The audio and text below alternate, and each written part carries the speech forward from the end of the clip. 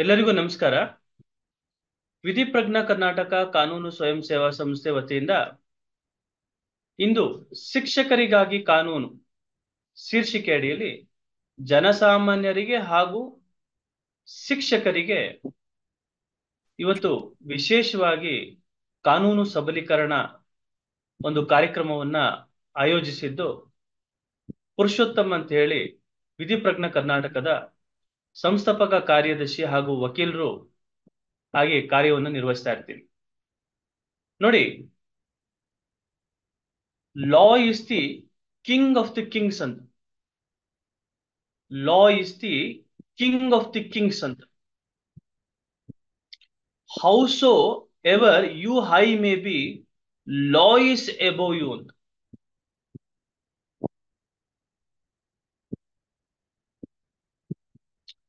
Law is the powerful weapon to win the rights of the people.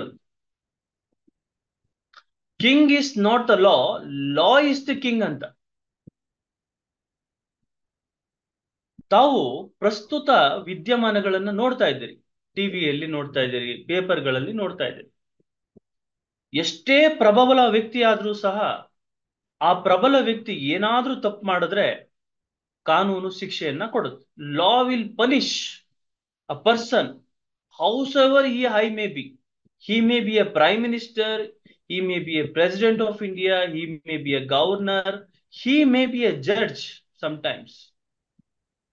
If he commits a wrong, if he commits any offense which is punishable under the law, then he is punishable.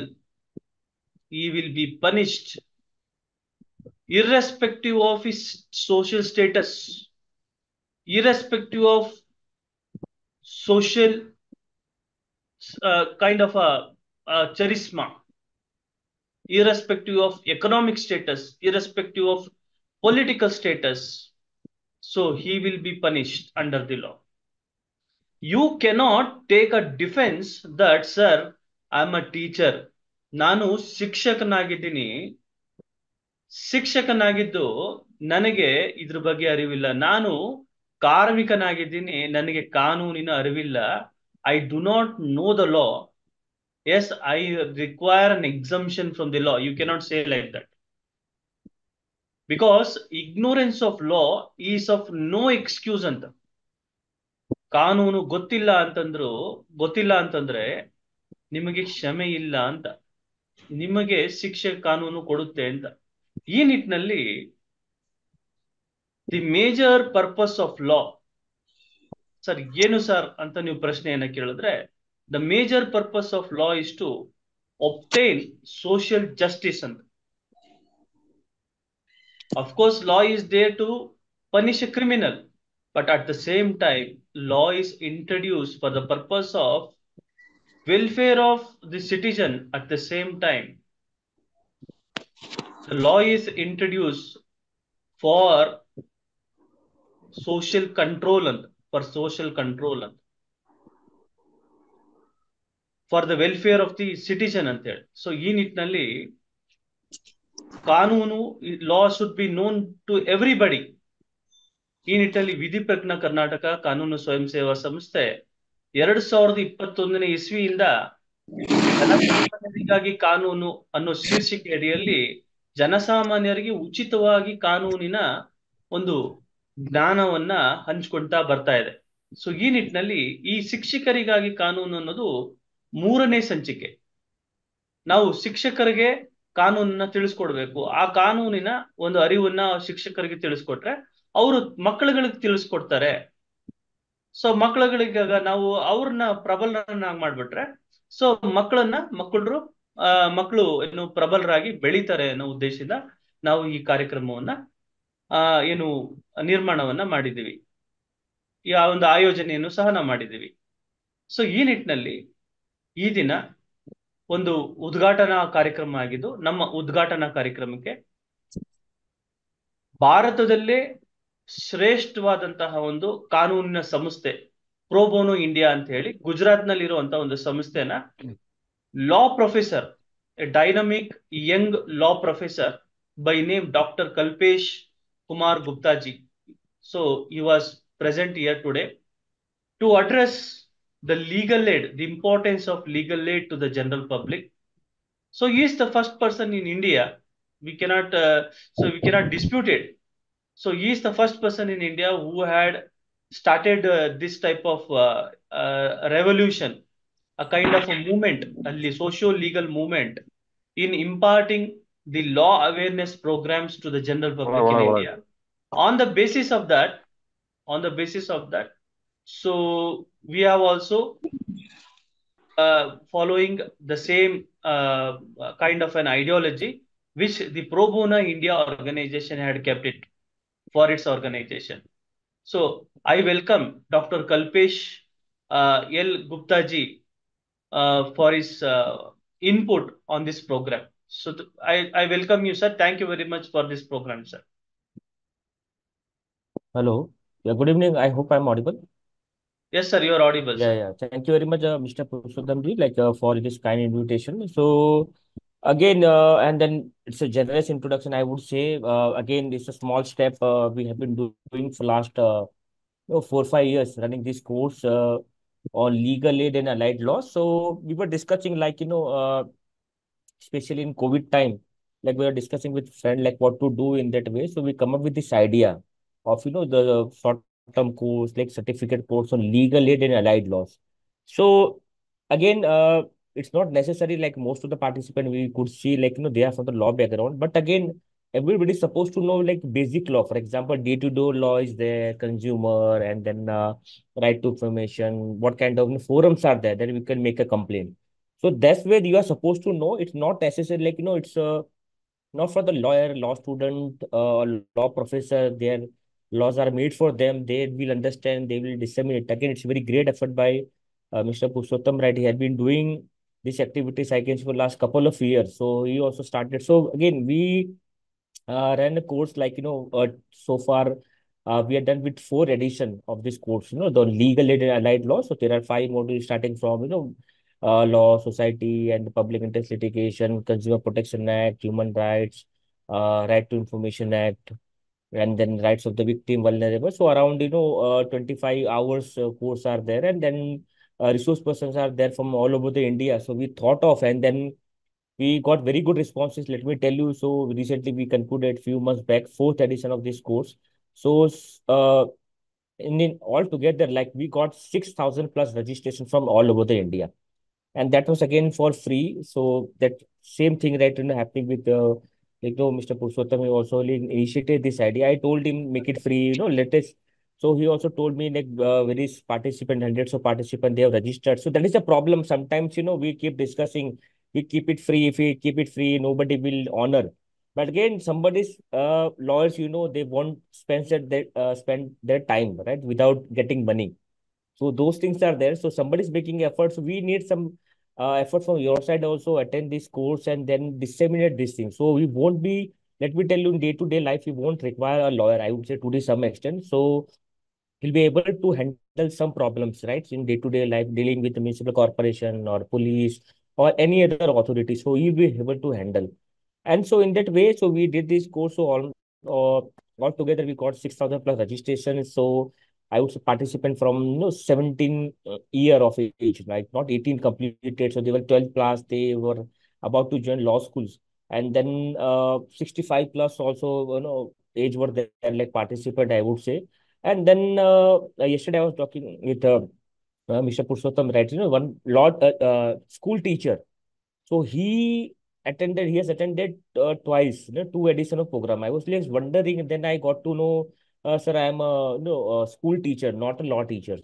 And then there is a consumer, the law clinic is there for they conduct some programs on the consumer related awareness program. So in that way, so I was really surprised, and then so I have also doing some this kind of activities. So he attended. So I was really surprised, and I also appreciated him that he attended 2 edition of this program. And then this is a way, like for example, you also do. I have seen like there are like the CBSE. There is a 11th year legal studies. The book, the subject is there, right? I have seen some books also and subjects also. This is very good. So we know we should know like the very very basic. We should. like some rights or duties that we should, like, it's not obviously all the students, right? They won't be doing law courses. They will opt for law related some courses. So that is the time as a teacher, right? You should understand first. You should understand what kind of laws are there. Very basic law, I would say. Uh, 10 laws, maybe I would say, starting from consumer or how to deal with a municipal corporation, how to make a police complaint. Even let me tell you, law students, law teachers, advocates also, they are not able to, like, for example, what way they should go for, for the representation. Unfortunately, they keep asking, sir, let me know, sir, Kalpesh, let me know how to make a complaint, how to go for somebody's not listening to how to go for, file complaint to senior authority. So these are, again, very basic thing. Even after they're studying law, they're practicing, they're law teachers, so they're not able to know. So that is the way this idea of this. Again, I remember, like, Mr. Purushottam undertake course for the law, the common people also in Kannada, and then doctors also, right? That was, again, I was part of, I witnessed that program. So again, so various laws are, so, day-to-day life, how the law will help to doctors. So I can really, it's commendable job that I have been doing for last, couple of years. He's running this various initiative, this program, and then especially for people from Karnataka. So it's a very commendable effort. I've been, and they have given example at various platform, right? One of my friend is there in Bangalore, and Karnataka. He has been running this course in, like, various initiative in Kannada, like, took insight from our courses, and he started these initiatives.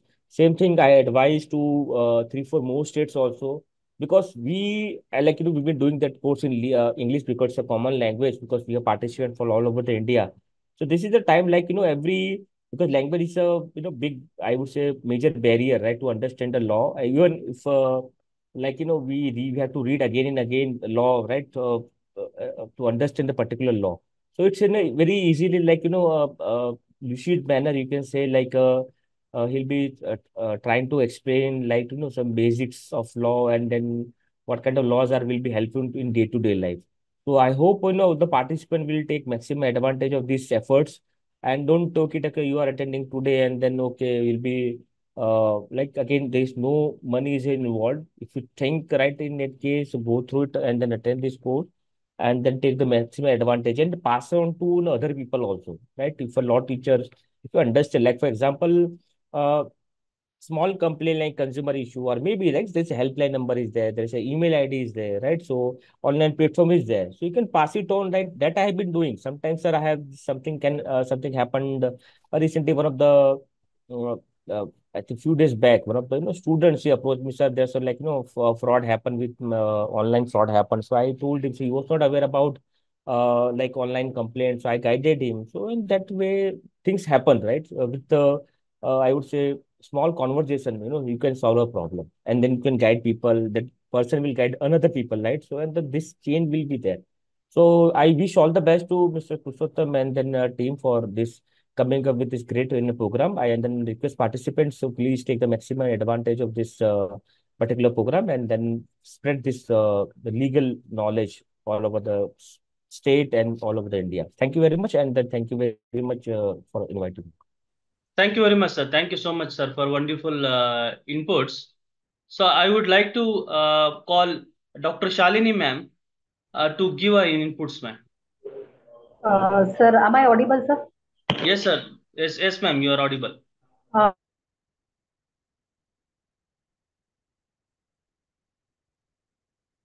Yes, ma'am. You are audible, ma'am.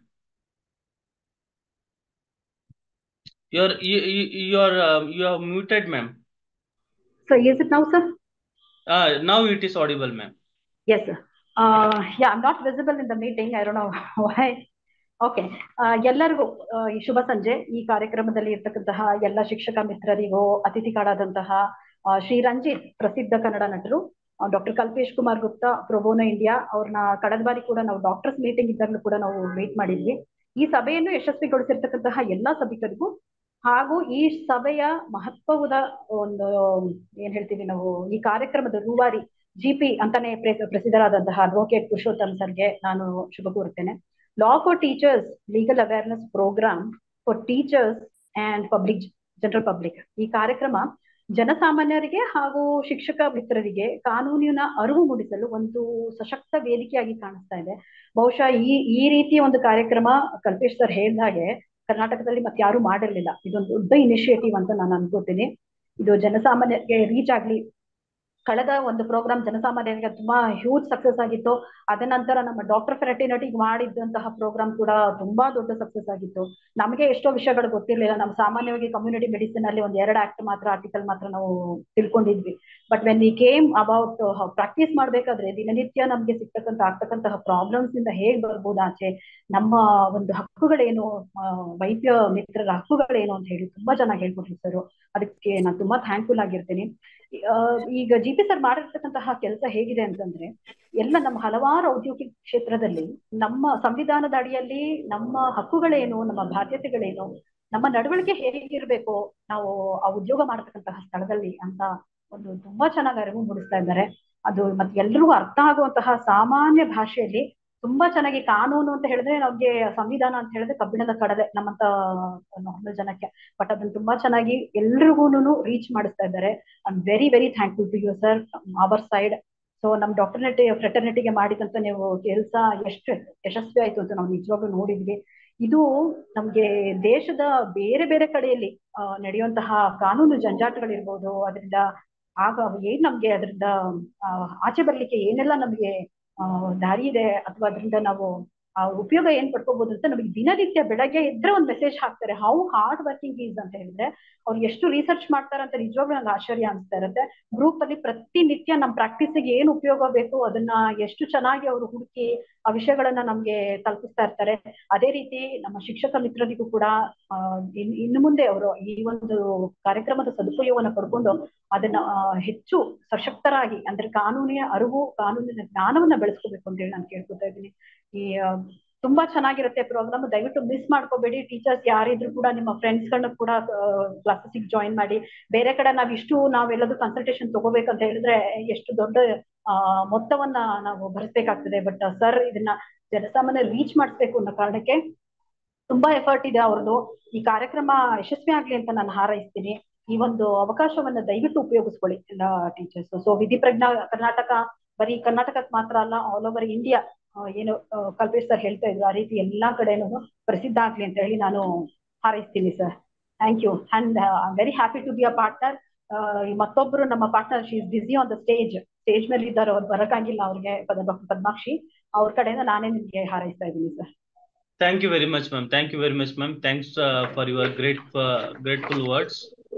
So we are very grateful for you, ma'am. So it is our honor. So what I can say, it is our honor to invite Dr. Shalini ma'am for the program, and also Dr. Kalpesh Gupta ji. So Dr. Kalpesh Gupta ji is just like a fountain of ideas. He's always very innovative, and whenever he does anything, so there'll be some innovative part that we can find in his activities. So I thank one and again for Dr. Kalpesh Gupta ji, and Dr. Shalini ma'am, and also Dr. Padmakshi, who is on the stage right now, not able to address us. Anyway, so they are all with us. And initially we have conducted a program for the medical fraternity. So the last basic legal program for the doctors community. So this time we are targeting the teachers population, and we thought to imbibe the legal knowledge for the teachers. So that would be our initiative. So let us see how our teachers community will take up this program in a positive way. Please mute yourself. Please mute yourself. Please mute yourself. Okay. So thank you very much. And Ranjit sir, are you there? Ranjit sir? Ranjit? So because of some technical issue, our actor Shri Ranjit, so who is the cinema actor, Kannada cinema actor, so is not able to come to the program because of some technical issue. So anyway, so in his absence, I thank for all the dignitaries who had wished for the program. So let us come to the core area. Let us come to the core area. Dr. Kalpesh Kumar Gupta sir, now it will be in a native language. So you may Yeah, stay sure. or you may leave the session. Thank you very much. Yeah, no, sure. Yeah, thank you. All the best. Thank you, sir. Thank you, sir. Thank you, sir. Okay, so now we'll start with the today's discussion. So today's, ಅದು please mute ಅವ್ರದ್ದೆಲ್ಲ yourself. ಅದು. Samsung Sandhya ma'am ನೀವೇನ್ ಮಾಡ್ಬೇಕು ಅಂತಂದ್ರೆ mute ಮಾಡ್ಕೊಳ್ಳಿ. ಯಾರ್ಯಾರು unmute ಮಾಡ್ತಾರೆ, so you just mute those people. Okay sir yes sir I am doing that but ಅವ್ರದ್ದು ಮೈಕ್ ಬರ್ತಾ ಇಲ್ಲ ಸರ್, ಅದಕ್ಕೆ ಆಗ್ತಿರ್ಲಿಲ್ಲ. ಇರ್ಲಿ, no problem, no problem, no problem. ಹಾ, okay sir. Okay. Okay, so we start with the today's discussion.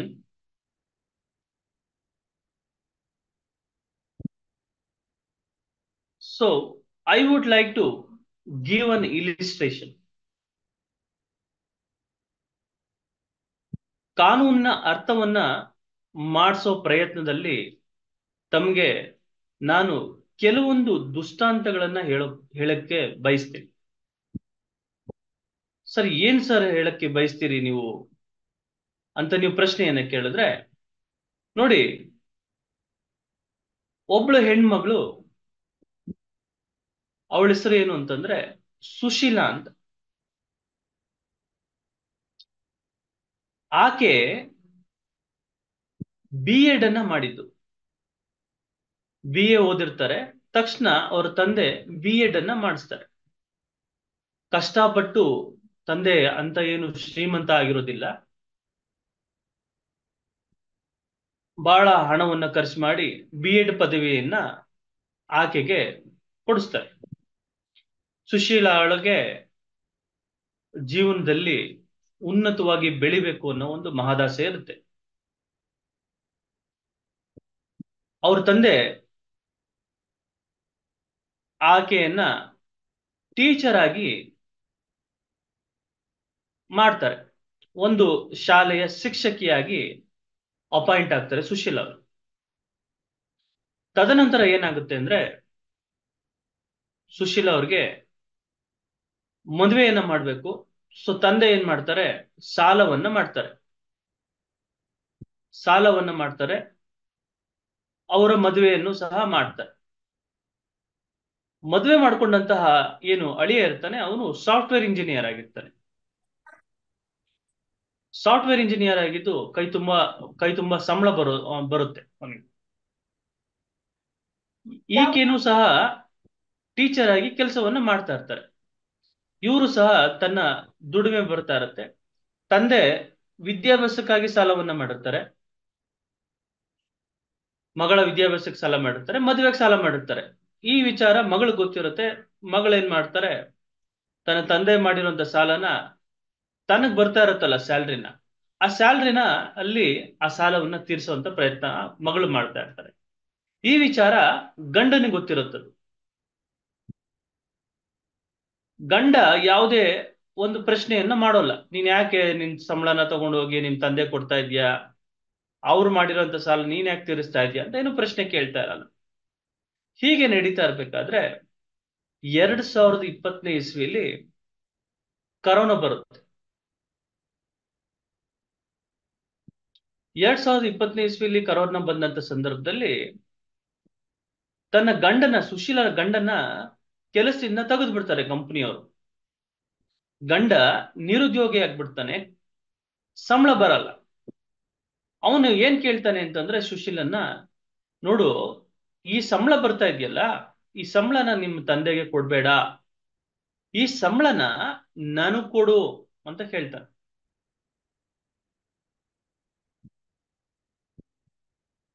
ಅವಾಗ ಅವಳು ಪ್ರಶ್ನೆ ಮಾಡ್ತಾಳೆ, ಸಂಬಳನ ನಿನಗ್ ಕೊಡೋ ಅಂತ ಅವಶ್ಯಕತೆ ಇದೆಯಾ? It is my right, it is my right, you should hand over the salary to me ಅಂತ ಹೇಳ್ತಾಳೆ. It is my right to hand over the salary to me ಅಂತ ಗಂಡ ಹೇಳ್ತಾನೆ. ಇದು ಒಂದು ದುಷ್ಟಾಂತ. ಎರಡನೇ ದುಷ್ಟಾಂತ ಏನು ಅಂತಂದ್ರೆ, ಹೇಮಂತ್ ಅಂತ ಒಬ್ಬ ಹುಡುಗ, ಅವನು ಇತ್ತೀಚೆಗೆ ಬೆಂಗಳೂರಿಗೆ ಬಂದಿದ್ದಾನೆ. ಅವನು ಮೂಲತಃ ಇದ್ದದ್ದು ಬಾಂಬೆಲಿ. ತನ್ನ ತಂದೆ ಬಾಂಬೆಲಿ ಬಿಸ್ನೆಸ್ ಮಾಡ್ತಾ ಇರುವಂತ ವ್ಯಕ್ತಿ. ಅವರು ಸಹ ಬೆಂಗಳೂರಿನಲ್ಲಿ ಬಿಸ್ನೆಸ್ ಅನ್ನ ಮಾಡ್ತಾ ಇರ್ತಾರೆ. ಬೆಂಗಳೂರಿನಲ್ಲಿ ಬಿಸ್ನೆಸ್ ಮಾಡುವಂತ ಸಂದರ್ಭದಲ್ಲಿ ಹೇಮಂತ್ ಅವ್ರ ತಂದೆ ಒಂದು ಪ್ರಾಪರ್ಟಿಯನ್ನ ಮಾಡಿರ್ತಾರೆ. ಪ್ರಾಪರ್ಟಿಯನ್ನ, ಒಂದು ಸೈಟ್ ಅನ್ನ ಖರೀದಿಯನ್ನ ಮಾಡಿ, ಆ ಸೈಟಿನಲ್ಲಿ ಒಂದು ಮನೆಯನ್ನ ಕಟ್ಟಿರ್ತಾರೆ. ಆ ಮನೆಯನ್ನ ಕಟ್ಟಿ ಆ ಮನೆಯನ್ನ ನೋಡ್ಕೊಳ್ಳಿಕ್ಕೆ ತನ್ನದೇ ಆದಂತಹ ಒಬ್ಬ ತಮ್ಮನಿಗೆ ಬಿಟ್ಕೊಟ್ಟು ಹೋಗಿರ್ತಾರೆ. ಅದನ್ನ, ಆ ಮನೆಯನ್ನ, ಬೆಂಗಳೂರಿನಲ್ಲಿರುವಂತ ಮನೆಯನ್ನ ಹೇಮಂತಿನ ಚಿಕ್ಕಪ್ಪ ನೋಡ್ಕೊತಾ ಇರ್ತಾನೆ. ಇತ್ತೀಚೆಗೆ ಹೇಮಂತಿನ ತಂದೆ ಮೃತರಾಗ್ತಾರೆ. PUC ಓದ್ತಾ ಇರ್ತಾನೆ, PUC ತೇರ್ಗಡೆ ಆಗ್ತಾನೆ.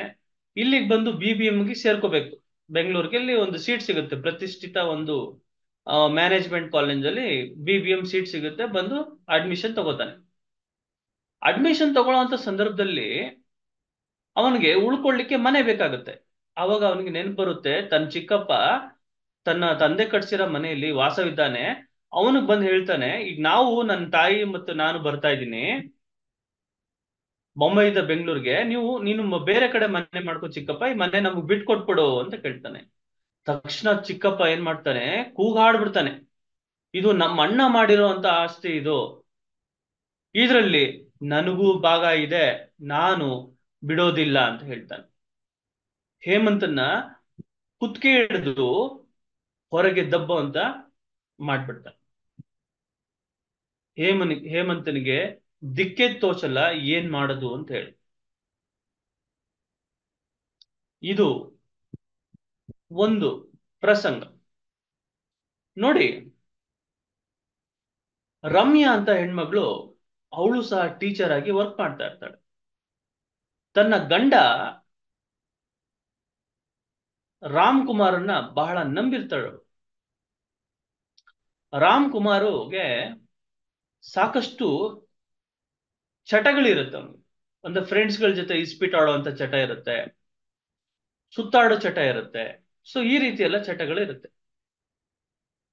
ಇಂಥ ಸಂದರ್ಭದಲ್ಲಿ ಒಬ್ಬ ಫ್ರೆಂಡು ರಾಮ್ ಕುಮಾರ್ಗೆ, ನನಗೆ ಒಂದು 2 ಲಕ್ಷ ರೂಪಾಯಿ ಸಾಲ ಬೇಕು ಅಂತ ಕೇಳ್ತಾನೆ.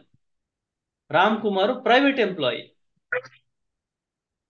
ರಾಮ್ ಕುಮಾರಿನ ಹೆಂಡತಿ ಗೌರ್ಮೆಂಟ್ ಟೀಚರ್. ಅವಾಗ ಅವನೇನ್ ಹೇಳ್ತಾನೆ, ನಿಂಗೆ ಸಾಲ ಬೇಕಲ್ವೇನೋ, ನಾನು ಕೊಡಿಸ್ತೀನಿ. ಅವಾಗ ಹೇಳ್ತಾನೆ, ಅವನು ಹೇಳ್ತಾನೆ ಅಂದ್ರೆ, ನನಗೆ ಶ್ಯೂರಿಟಿ ಆಗಿ ಒಬ್ರು ಬೇಕಲ್ಲ ಅಂದಾಗ, ನೀನ್ ಎದುರ್ಕೊಂಬೇಡ, ನನ್ನ ಹೆಂಡತಿ ಗೌರ್ಮೆಂಟ್ ನೌಕರಿಲಿದ್ದಾಳೆ, ಗೌರ್ಮೆಂಟ್ ಟೀಚರು, ನನ್ನ ಹೆಂಡತಿ ಗೌರ್ಮೆಂಟ್ ಟೀಚರು, ಅವಳನ್ನ ನಾವು ಶ್ಯೂರಿಟಿಯನ್ನಾಗಿ ಮಾಡೋಣ. ನೋಡಿ, ಅವಳನ್ನ ನಾವು ಶ್ಯೂರಿಟಿಯನ್ನ ಮಾಡೋಣ, ಅವಳ ಹತ್ರ ನಾನು ಸಿಗ್ನೇಚರ್ ಹಾಕಿಸ್ತೀನಿ, ನೀನೇನು ವರಿ ಮಾಡ್ಬೇಡ, ನೀನ್ ಸಾಲ ತಗೋ ಅಂತ ಹೇಳ್ತಾನೆ. ಆಯ್ತು ಅಂತ ಹೇಳಿ ಸಾಲವನ್ನ ಅವಳು ಕರೀತಾನೆ. ಕರೆದ್ಬಿಟ್ಟು ಸಿಗ್ನೇಚರ್ ಹಾಕು ಅಂತಾನೆ. ಏಕ್ರಿ ಅಂತ ಕೇಳಿದ್ರೆ, ಇಲ್ಲ ನನ್ನ ಫ್ರೆಂಡು ತುಂಬಾ ಆತ್ಮೀಯ, ಅವನು ಹಣ ನಿಜವಾಗ್ಲೂ ಸಹ ಹಣವನ್ನ ಅದನ್ನ ಕಟ್ತಾನೆ, ಸಾಲವನ್ನ ತೀರಿಸ್ತಾನೆ, ನೀನೇನು ಹೆದರುವಂತ ಅವಶ್ಯಕತೆ ಇಲ್ಲ, ನೀನು ಸಿಗ್ನೇಚರ್ ಹಾಕೊಡು, ನೀನ್ ಗೌರ್ಮೆಂಟ್ ಎಂಪ್ಲಾಯಿ ಅಲ್ವಾ ಅಂತ ಹೇಳ್ತಾನೆ. ಆಯ್ತು ಅಂತ ಹೇಳಿ ಅವಳು ಸಿಗ್ನೇಚರ್ ಅನ್ನ ಹಾಕ್ತಾಳೆ. ಹಾಕಾದ ನಂತರ ಏನಾಗುತ್ತೆ ಅಂದ್ರೆ, ಸ್ವಲ್ಪ ದಿನ ಆದ್ಮೇಲೆ ತಾನು ಕೆಲಸ ಮಾಡ್ತಾ ಇದ್ದಂತ ಸ್ಕೂಲಿನ ಪ್ರಿನ್ಸಿಪಾಲ್ನವ್ರಿಗೆ ಒಂದು ಕೋರ್ಟ್ ಇಂದ ಒಂದು ನೋಟಿಸ್ ಬರುತ್ತೆ. ಏನಂತ ಬರುತ್ತೆ ಅಂದ್ರೆ, ನಿಮ್ಮ ಸ್ಕೂಲ್ನಲ್ಲಿ ಇಂತ ಒಂದು ಹುಡುಗಿ ಕೆಲಸ ಮಾಡ್ತಾ ಇದ್ದು ಒಬ್ಬ ವ್ಯಕ್ತಿಗೆ ಸಾಲಕ್ಕೆ ಶ್ಯೂರಿಟಿಯನ್ನ ಹಾಕಿದ್ದಾರೆ, ಅವರು ಸಾಲವನ್ನ ತೀರಿಸಿಲ್ಲ, ಹಾಗಾಗಿ ಅವಳ ಸ್ಯಾಲರಿಯನ್ನ ನೀವು ಅಟ್ಯಾಚ್ ಮಾಡಬೇಕು, ಅವರ ಡೀಟೇಲ್ಸ್ ಅನ್ನ ನಮಗೆ ನೀವು ಕೊಡಿ ಅಂತ ಹೇಳಿ ಒಂದು ಕೋರ್ಟ್ ಇಂದ ಒಂದು ನೋಟಿಸ್ ಬರುತ್ತೆ. ಅವಳಿಗೆ ದಿಗ್ಭ್ರಮೆ ಆಗ್ಬಿಡುತ್ತೆ. ನಾನು ಮಾಡದೇ ಇರೋ ತಪ್ಪಿಗೆ ನನಗ್ಯಾಕೆ ಶಿಕ್ಷೆ ಅಂತ ಹೋಗಿ ಗಂಡನ ಜೊತೆ ಜಗಳವನ್ನ ಆಡ್ತಾಳೆ. ನೋಡಿ, ಇದು ಒಂದು ಸಂಗತಿ. ಈ ರೀತಿಯಾಗಿ ನಮ್ಮಲ್ಲೇ ಸಾಕಷ್ಟು ಸಮಸ್ಯೆಗಳನ್ನ ಪ್ರತಿನಿತ್ಯ ನಾವು ನೋಡ್ತಾ ಇರ್ತೀವಿ. ಒಂದಲ್ಲ ಒಂದು ಕಾನೂನಿನ ಸಮಸ್ಯೆ ಇಲ್ಲಿ ನಾವು ಸಿಕ್ಕಾಕೊಂಡಿರ್ತೀವಿ. ಏನ್ ಮಾಡ್ಬೇಕು, ಏನ್ ಮಾಡಬಾರ್ದು, ಯಾವುದು ಸರಿ ಯಾವುದು ತಪ್ಪು, ಯಾರು ಒಳ್ಳೆಯವರು, ಯಾರು ನಂಬೋದು, ಯಾರನ್ನ ನಂಬಕ್ ಸಾಧ್ಯ ಇಲ್ಲ ಅನ್ನೋ ಕನ್ಫ್ಯೂಷನ್ ಅಲ್ಲೂ ಸಹ ಸಾಕಷ್ಟು ಒದ್ದಾಡುವಂತ ಸಂದರ್ಭ. ಈ ನಿಟ್ಟಿನಲ್ಲಿ ಕಾನೂನು ಒಂದು ಶಸ್ತ್ರವಾಗಿ, ಒಂದು ಆಯುಧವಾಗಿ ಒಬ್ಬ ವ್ಯಕ್ತಿಯ ಸ್ವಾತಂತ್ರ್ಯವನ್ನ, ಒಬ್ಬ ವ್ಯಕ್ತಿಯ ಸಮಸ್ಯೆಯನ್ನ ಬಗೆಹರಿಸೋದ್ರಲ್ಲಿ ಅನುಕೂಲವನ್ನ ಮಾಡಿಕೊಡುತ್ತೆ ಕಾನೂನಿನ ಜ್ಞಾನ.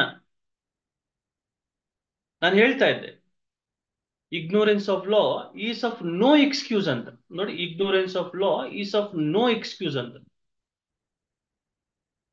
ನನಗೆ ಕಾನೂನು ಗೊತ್ತಿಲ್ಲ ರೀ, ನನಗೆ ಈ ವ್ಯಕ್ತಿಗೆ ತೊಂದರೆ ಮಾಡಿದ್ರೆ ಅದರಿಂದ ಅದು ಅಪರಾಧ ಆಗುತ್ತೆ ಅಂತ ಗೊತ್ತಿಲ್ಲ, ನನಗೆ ಒಬ್ಬ ಸಿಸ್ಟಮ್ ಅನ್ನ ಏನು ಅವನು ಕ್ಲೋಸ್ ಮಾಡೋಗಿರೋದನ್ನ ನಾನು ಆನ್ ಮಾಡಿ ಆ ಸಿಸ್ಟಮ್ ಅಲ್ಲಿ ಇರೋಂಥ ಡೇಟಾನ ತೆಗೆದ್ರೆ ಅದು ಕಳ್ತನ ಆಗುತ್ತೆ ಅಂತ ನನ್ಗೆ ಗೊತ್ತಿರ್ಲಿಲ್ಲ, ಪೆನ್ ಡ್ರೈವ್ ನಲ್ಲಿ ಏನ್ ಡೇಟಾ ಇತ್ತು ಅದನ್ನ ಟ್ರಾನ್ಸ್ಫರ್ ಮಾಡಿದಾಗ ಅದು ಡೇಟಾ ಥೆಫ್ಟ್ ಆಗುತ್ತೆ ಅಂತ ಗೊತ್ತಿರ್ಲಿಲ್ಲ ಅಂತ ಹೇಳಲಿಕ್ಕೆ ಬರಲ್ಲ. ನೋಡಿ,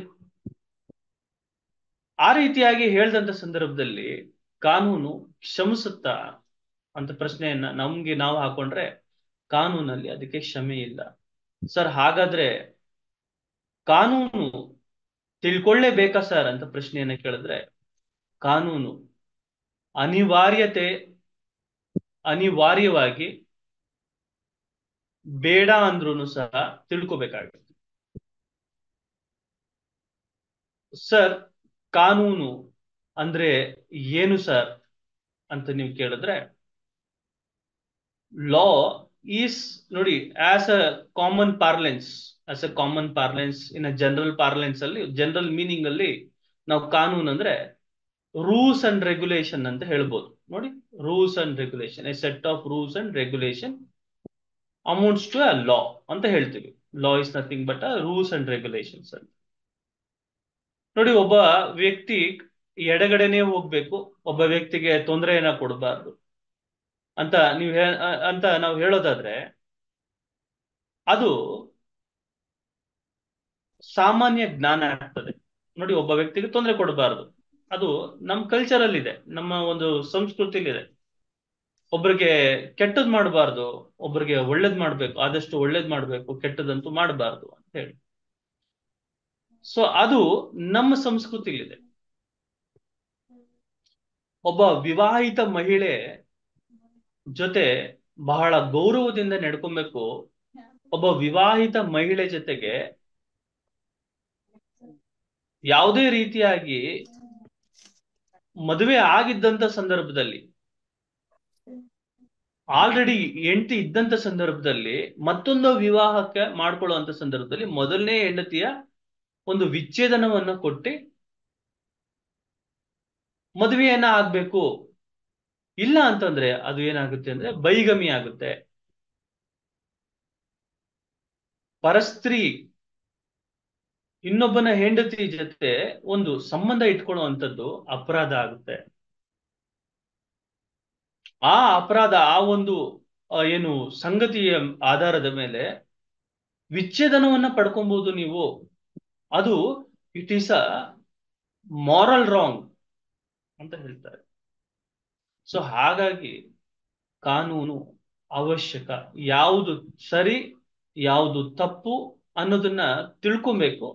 ಹಾಗಾಗಿ we require a law. So law is nothing but a codified common sense ಅಂತ.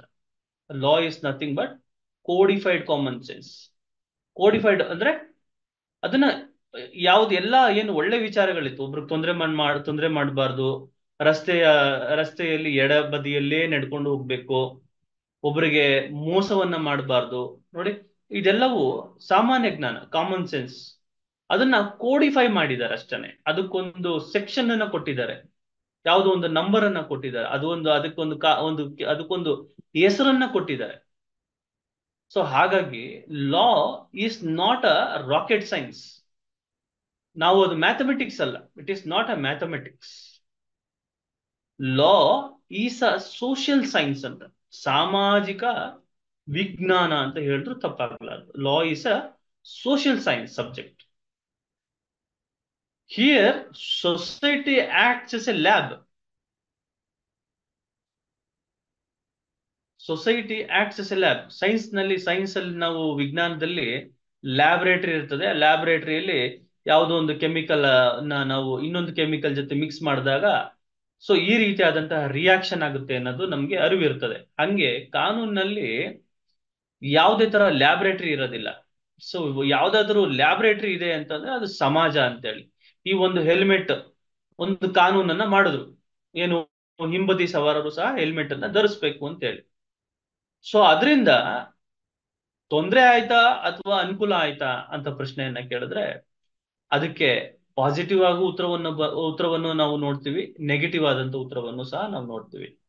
ಹಾಗೆ ಪಾಲಿಸಿ ಅಥವಾ law which is being introduced by the government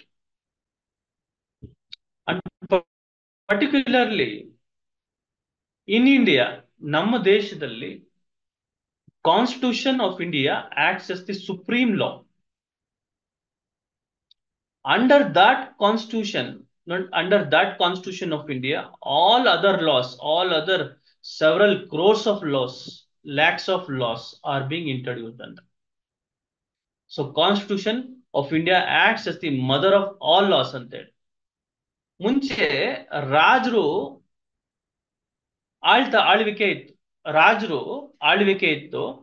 ರಾಜ ಒಂದು ಆಸ್ಥಾನದಲ್ಲಿ ನ್ಯಾಯ ತೀರ್ಪುಗಳನ್ನ ಕೊಡ್ತಾ ಇದ್ರು. ಯಾವುದೇ ಒಬ್ಬ ಅಪರಾಧವನ್ನ ಮಾಡಿದ್ರೆ ಒಬ್ಬ ವ್ಯಕ್ತಿ ತನ್ನ ಪ್ರಜೆ ಅಪರಾಧವನ್ನ ಮಾಡಿದ್ರೆ ಆ ಪ್ರಜೆಯನ್ನ ರಾಜನ ಆಸ್ಥಾನಕ್ಕೆ ಕರ್ಕೊಂಡ್ಬರೋರು, ನೋಡಿ ಸ್ವಾಮಿ ಇಂಥ ಒಂದು ಅಪರಾಧವನ್ನ ಮಾಡಿದ್ದಾನೆ, ಸೊ ಈ ಒಂದು ಧರ್ಮಶಾಸ್ತ್ರದ ಪ್ರಕಾರ ಇವನು ಹಿಂದೂ ಇದ್ದಾನೆ, ಇವನು ಮುಸಲ್ಮಾನ ಇದ್ದಾನೆ, ನೋಡಿ ಇಂಥ ಒಂದು ಅಪರಾಧವನ್ನ ಮಾಡಿದ್ದಾನೆ, ಇವನ್ಗೆ ಕಾನೂನಿನ ಶಾಸ್ತ್ರದ ಪ್ರಕಾರ ಇವನಿಗೆ ದಂಡನೆಯನ್ನ ಕೊಡಿ, ಈ ತರ ಒಂದು ಶಿಕ್ಷೆಯನ್ನ ಕೊಡಿ ಅಂತ ಹೇಳ್ತಾ ಇದ್ರು. ಸರಿ ಅಂತ ಹೇಳಿ ಆ ಒಂದು ಶಾಸ್ತ್ರದ ಪ್ರಕಾರ, ಕಾನೂನಿನ ಶಾಸ್ತ್ರದ ಪ್ರಕಾರ, ಒಂದು ಧರ್ಮದ ಪ್ರಕಾರ ಏನು ಆ ವ್ಯಕ್ತಿಗೆ ಶಿಕ್ಷೆಯನ್ನ ವಿಧಿಸ್ತಾ ಇದ್ರು. ಈ ರಾಜರ ಆಳ್ವಿಕೆ ಏನು ಹೋದ ನಂತರ ನಮ್ಮ ದೇಶದಲ್ಲಿ ಬ್ರಿಟಿಷರ ಆಳ್ವಿಕೆ ಬಂತು. ಬ್ರಿಟಿಷರ ಆಳ್ವಿಕೆಯಲ್ಲಿ ಏನು ಯಾವುದೇ ತರ ಸ್ವತಂತ್ರ ಇರಲಿಲ್ಲ. ಅವರ ಒಂದು ಆಳ್ವಿಕೆಯ ಒಂದು ನಿಟ್ಟಿನಲ್ಲಿ ಕೋರ್ಟ್ಸ್ ಗಳನ್ನ ಮಾಡಿದ್ರು, ಅವರಲ್ಲೂ ಸಹ ನ್ಯಾಯಾಲಯಗಳನ್ನ ಮಾಡಿದ್ರು. ಅಂತ ಸಂದರ್ಭದಲ್ಲೂ ಏನು ಧರ್ಮಶಾಸ್ತ್ರಗಳನ್ನ, ನ್ಯಾಯಶಾಸ್ತ್ರಗಳನ್ನ ಏನು ಆ ಒಂದು ಪರಿಗಣಿಸಿ ಒಬ್ಬ ವ್ಯಕ್ತಿಗೆ ಶಿಕ್ಷೆಯನ್ನ ಕೊಡುವಂಥದ್ದು ಅಥವಾ ಆಸ್ತಿಯಲ್ಲಿ ಭಾಗವನ್ನ ಕೊಡುವಂಥದ್ದು ನಡೀತಾ ಇತ್ತು. ಸೊ ಬ್ರಿಟಿಷರ ಆಳ್ವಿಕೆ ತದನಂತರ ಭಾರತಕ್ಕೆ ಸ್ವತಂತ್ರ ಸಿಕ್ತು. ಭಾರತಕ್ಕೆ ಸ್ವತಂತ್ರ ಸಿಕ್ತಂತ ಸಂದರ್ಭದಲ್ಲಿ ಭಾರತವು ಏನು ಪ್ರಜಾಪ್ರಭುತ್ವ ವ್ಯವಸ್ಥೆಯನ್ನ ಒಪ್ಕೋತು. ಪ್ರಜಾಪ್ರಭುತ್ವ ವ್ಯವಸ್ಥೆಯಲ್ಲಿ ಇಲ್ಲಿ ಯಾರು ಸರ್ವಾಧಿಕಾರ, ಯಾರು ಸರ್ ಅಂತ ಪ್ರಶ್ನೆಯನ್ನ ಕೇಳಿದ್ರೆ ಜನರೇ ಇಲ್ಲಿ ಸರ್ವಾಧಿಕಾರಿಗಳಾಗ್ತಾರೆ. ಜನರೇ ಇಲ್ಲಿ ಸರ್ವಾಧಿಕಾರಿಗಳಾಗ್ತಾರೆ. ಈ ಜನರನ್ನ ಕಂಟ್ರೋಲ್ ಮಾಡ್ಬೇಕಾಗಿತ್ತು. ನೋಡಿ, ಸೋಷಿಯಲ್ ಕಂಟ್ರೋಲ್ ಅಂತ ನಾವು ಕರಿತೀವಿ ಇದನ್ನ, ಸೋಷಿಯಲ್ ಕಂಟ್ರೋಲ್ ಅಂತ. So to control the society there should be some person who is stronger. So ಯಾರು ಅಂತ ಬಂದಾಗ ನಮ್ಗೆ ಅಲ್ಲಿ ಏನಂತ ಆಯ್ತು ಅಂತಂದ್ರೆ, ನಾವು ಒಂದು ಸಂವಿಧಾನವನ್ನ ರಚನೆಯನ್ನ ಮಾಡೋಣ. ಆ ಸಂವಿಧಾನ ನಮ್ಮೆಲ್ಲರನ್ನು ಆಳ್ಲಿ, ನಮ್ಮೆಲ್ಲರನ್ನು ಗೌರ್ನ್ ಮಾಡ್ಲಿ. ಸೊ ಸಂವಿಧಾನ ರಚನೆ ಆಯ್ತು. So there law, the constitutions become the law of the land ಅಂತ. The constitution of India becomes the law of the land. ನೆಲದ ಕಾನೂನು ಆಯ್ತು. ಅದೇ ಸರ್ವಾಧಿಕಾರ ಸರ್ವಾಧಿಕಾರ ಒಂದು ಶಕ್ತಿಯನ್ನ ಪಡೀತು ಸಂವಿಧಾನ. So this society is governed by law ಅಂತ. So how this law is being existed ಅಂತ ನೀವು ಪ್ರಶ್ನೆಯನ್ನ ಕೇಳ. ಸರ್ ಈಗ ಹೆಂಗ್ ಹುಟ್ಟು ಅಂತಂದ್ರೆ, law is originated, the sources of law ಅಂತ ನಾವು ಕರಿತೀವಿ. ನೋಡಿ ಇಲ್ಲಿ ಸೋರ್ಸಸ್ ಆಫ್ ಲಾ ಅಂತಂದ್ರೆ ಕಾನೂನು ಹೇಗೆ ಹುಟ್ಕೊಂತು ಅಂತ ನೀವು ಪ್ರಶ್ನೆಯನ್ನ ಕೇಳಿದ್ರೆ, ಶ್ರುತೀಸ್, ಸ್ಮೃತೀಸ್, ಧರ್ಮಶಾಸ್ತ್ರಾಸ್ ಅಂತ ನಾವು ಈ ಏನು ಏಷಿಯಂಟ್ ಲಾ ಸೋರ್ಸಸ್ ಅಂತ ನಾವು ಕರಿತೀವಿ ಅದನ್ನ. ಅದ್ರ ಮುಖೇನ ಸಹ ಕಾನೂನಿನ ರಚನೆ ಆಯಿತು. ತದನಂತರ ಕೋರ್ಟ್ಸ್ ಬಂತು, ನ್ಯಾಯಾಲಯಗಳು ಬಂತು. ನ್ಯಾಯಾಲಯಗಳಲ್ಲಿ ನ್ಯಾಯಾಧೀಶರು ತೀರ್ಪುಗಳನ್ನ ಕೊಡುವಂತ ಸಂದರ್ಭ, ಆ ತೀರ್ಪುಗಳೇನಾಯ್ತು, ಕಾನೂನಾಗಿ ರಚಿಸಲ್ಪಟ್ಟು ಕೋರ್ಟ್ ಅಲ್ಲಿ ತೀರ್ಪು ಕೊಡುವಂತಹ ಏನು ಆದೇಶಗಳಿರ್ತವೆ, ಆ ತೀರ್ಪುಗಳಿರ್ತವೆ, ಆ ತೀರ್ಪುಗಳಲ್ಲಿರುವಂತಹ ತತ್ವಗಳೇನಾಗುತ್ತೆ, ಕಾನೂನಾಗಿ ಪರಿಣಮಿಸುತ್ತೆ. ಆ ಕಾನೂನು ಇನ್ನು ಆ ಒಂದು ರಾಜ್ಯದ ಅಥವಾ ದೇಶದಲ್ಲಿ ಇರೋರು ಎಲ್ಲರೂ ಸಹ ಪಾಲನೆಯನ್ನ ಮಾಡಬೇಕು ಅಂತ. ಸೊ ಅದು ಬೈಂಡಿಂಗ್ ಆಗ್ತದೆ. ಸೊ ಇಲ್ಲಿ ನಮ್ಗೆ ಲಾ ಅಂತಂದ್ರೆ it is a codified common sense ಅನ್ನೋದು ಗೊತ್ತಾಯ್ತು. ದ ಸೋರ್ಸಸ್ ಆಫ್ ಲಾ ಅಲ್ಲಿ we understood that one of the modern sources of law is the courts judgments, the courts orders ಅನ್ನೋದು ನಮ್ಗೆ ತಿಳಿತು. The purpose of law is for the welfare of the citizen ಅನ್ನೋದು ನಮ್ಗೆ ಗೊತ್ತಾಯ್ತು. So ಏನ್ ಕಾನೂನು ಇರೋದೇನಕ್ಕೆ, ಶಾಂತಿ ಸುವ್ಯವಸ್ಥೆಯನ್ನ ಕಾಪಾಡೋದಕ್ಕೆ ಕಾನೂನು ಇದೆ ಅಂತಲ್ಲ.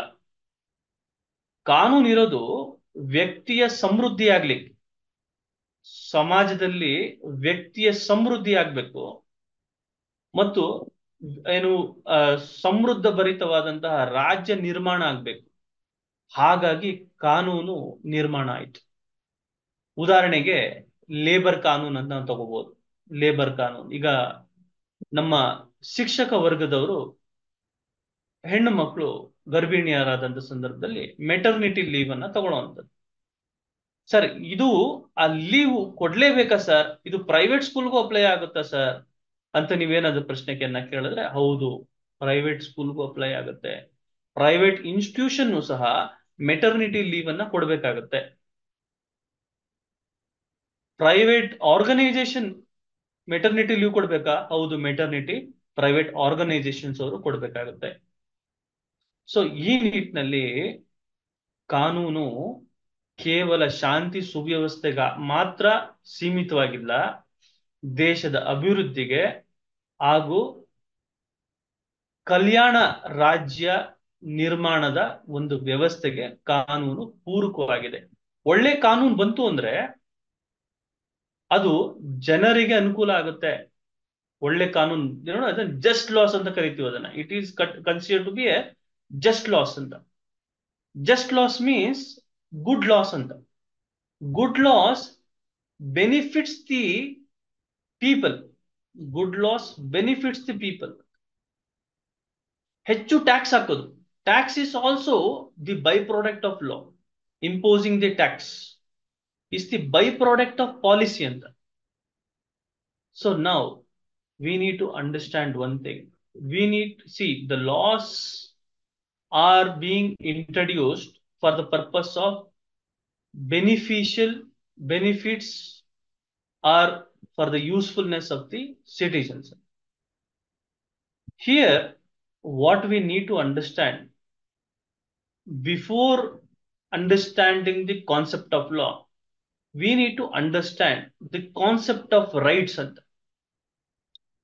The Constitution of India guarantees rights to its citizens, some of the basic rights to its citizens ಅಂತ.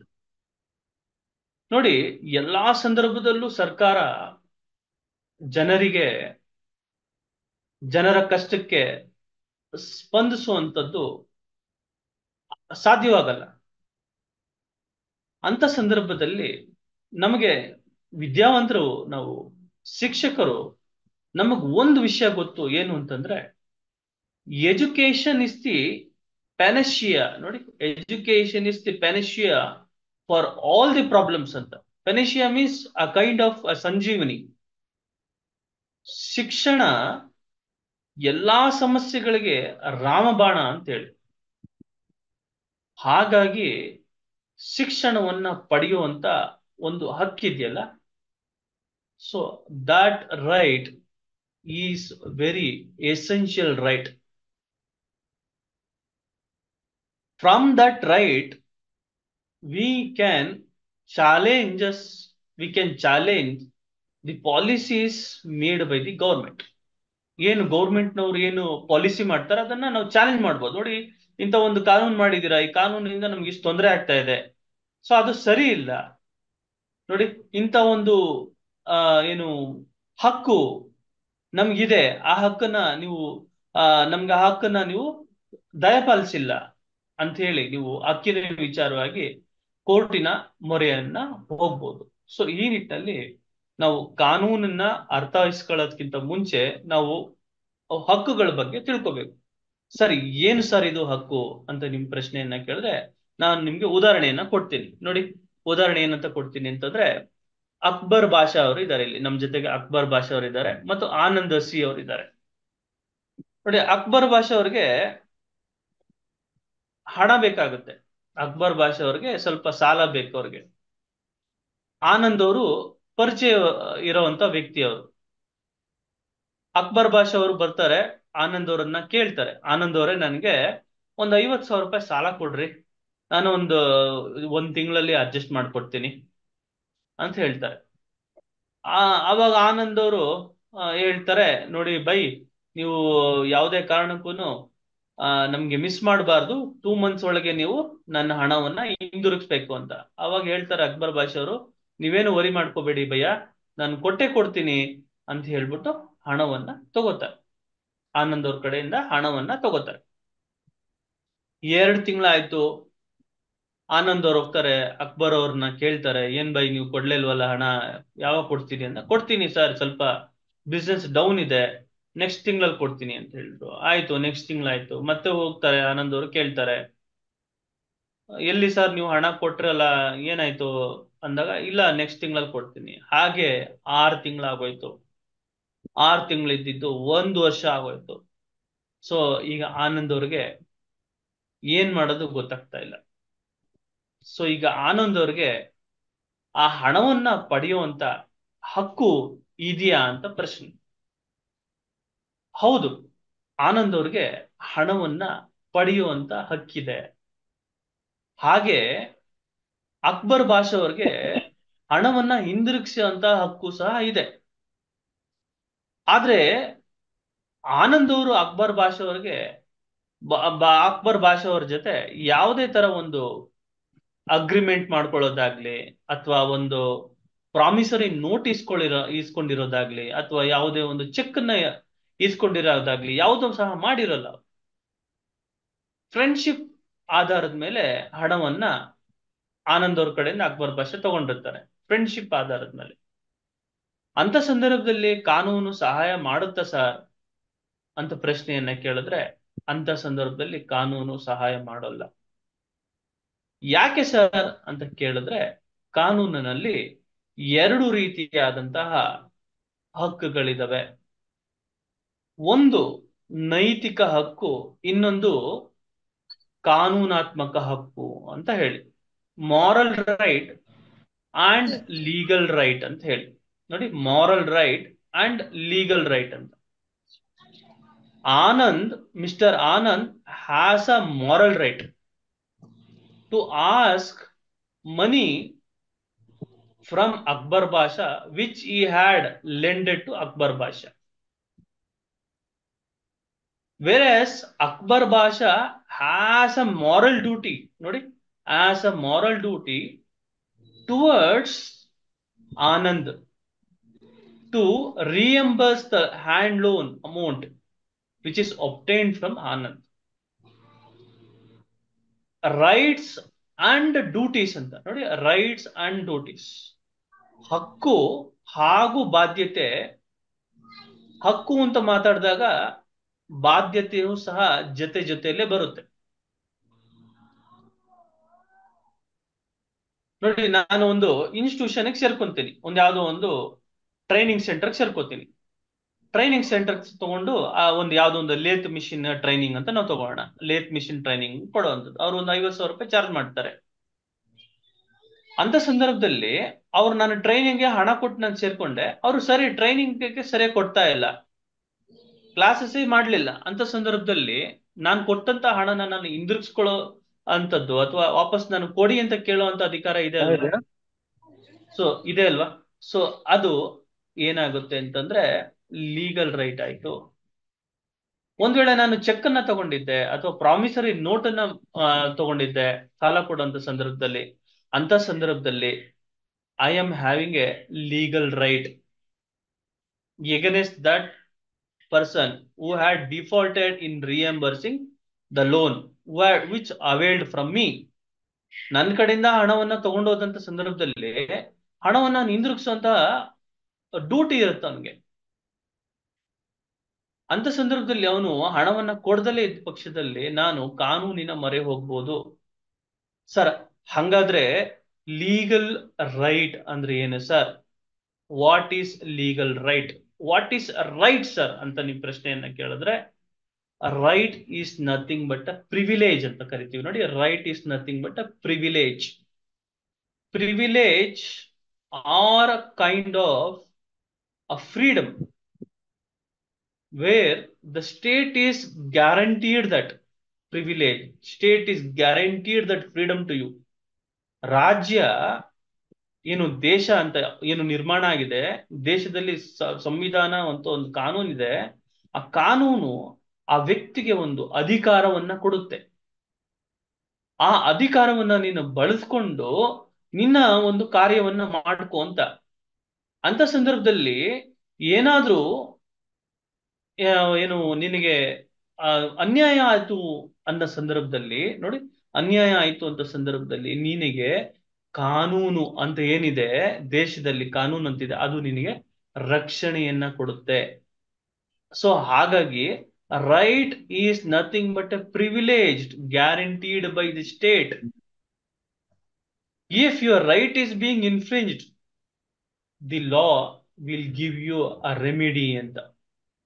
Where there is a will there is a way ಅಂತ ಹೇಳ್ತಿದ್ವಿ ನೋಡಿ. Where there is a will there is a way ಅಂತ. ಅಂದ್ರೆ where there is a will ಅಂತಂದ್ರೆ ಎಲ್ಲಿ ಇಚ್ಛಾಶಕ್ತಿ ಇರುತ್ತೆ ಅಲ್ಲಿ ದಾರಿ ಇರುತ್ತೆ ಅಂತ.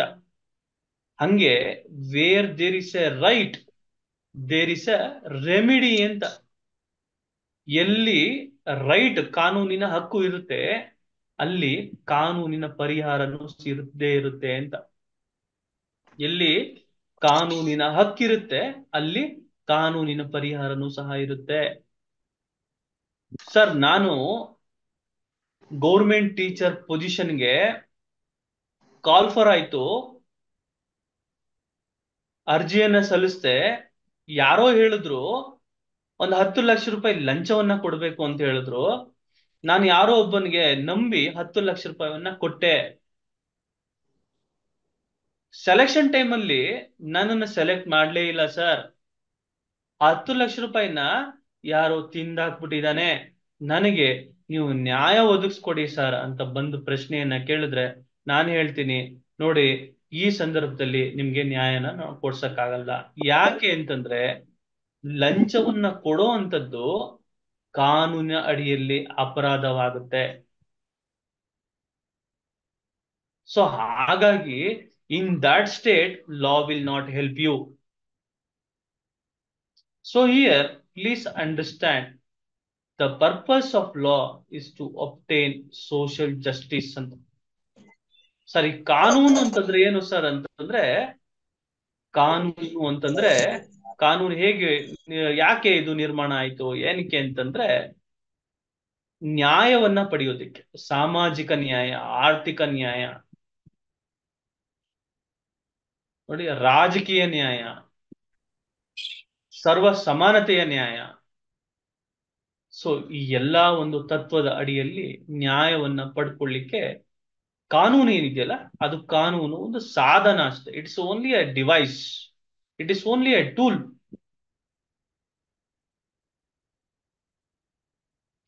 ಸೊ ಈ ನಿಟ್ಟಿನಲ್ಲಿ ನಮ್ಗೆ ಏನ್ ಗೊತ್ತಿದೆ ಅಂತಂದ್ರೆ, ಈ ಒಂದು ಸರ್ಕಾರದ ವ್ಯವಸ್ಥೆಯಲ್ಲಿ 3 ಅಂಗಗಳಿದ್ದು, ಯಾವುದು? ಶಾಸಕಾಂಗ, ಕಾರ್ಯಾಂಗ ಮತ್ತು ನ್ಯಾಯಾಂಗ. ಶಾಸಕಾಂಗ ಕಾನೂನನ್ನ ರಚಿಸುತ್ತೆ. It frames laws, it drafts laws, it introduce laws for the welfare of its citizens. ನೋಡಿ, for the welfare of its citizens. Workman compensation act ಅಂತ ಹೇಳಿ, ಮೆಟರ್ನಿಟಿ ಬೆನಿಫಿಟ್ ಆಕ್ಟ್ ಅಂತ ಹೇಳಿ, ಚೈಲ್ಡ್ ಲೇಬರ್ ಪ್ರಾಹಿಬಿಷನ್ ಆಕ್ಟ್ ಅಂತ ಹೇಳಿ, prevention of child from sexual offences act,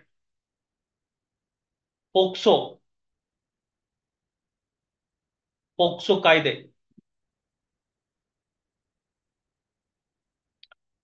ಈ ಎಲ್ಲಾ ಕಾಯ್ದೆಗಳು ಏನು?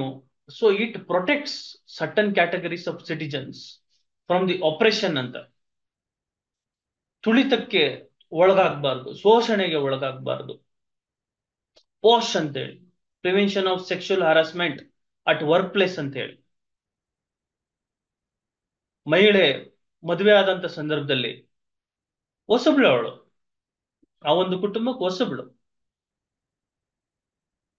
ಪ್ರಾಣಿ ವರ್ಗದಲ್ಲೇ ಆಗಿರ್ಬೋದು ಅಥವಾ ಮನುಷ್ಯ ವರ್ಗದಲ್ಲೇ ಆಗಿರ್ಬೋದು, ಯಾವ್ದಾದ್ರೂ ಒಂದು ಹೊಸ ಸಂಗತಿ ಬಂದಾಗ ಪ್ರಾರಂಭಿಕ ಹಂತದಲ್ಲಿ ಅದನ್ನ ಡಿಸ್ಕ್ರಿಮಿನೇಷನ್ ಮಾಡುವಂಥದ್ದು ಇರ್ತದೆ, ಅದನ್ನ ಅಲ್ಲಿ ತಾರತಮ್ಯ ಮಾಡುವಂಥದ್ದು ಇರ್ತದೆ.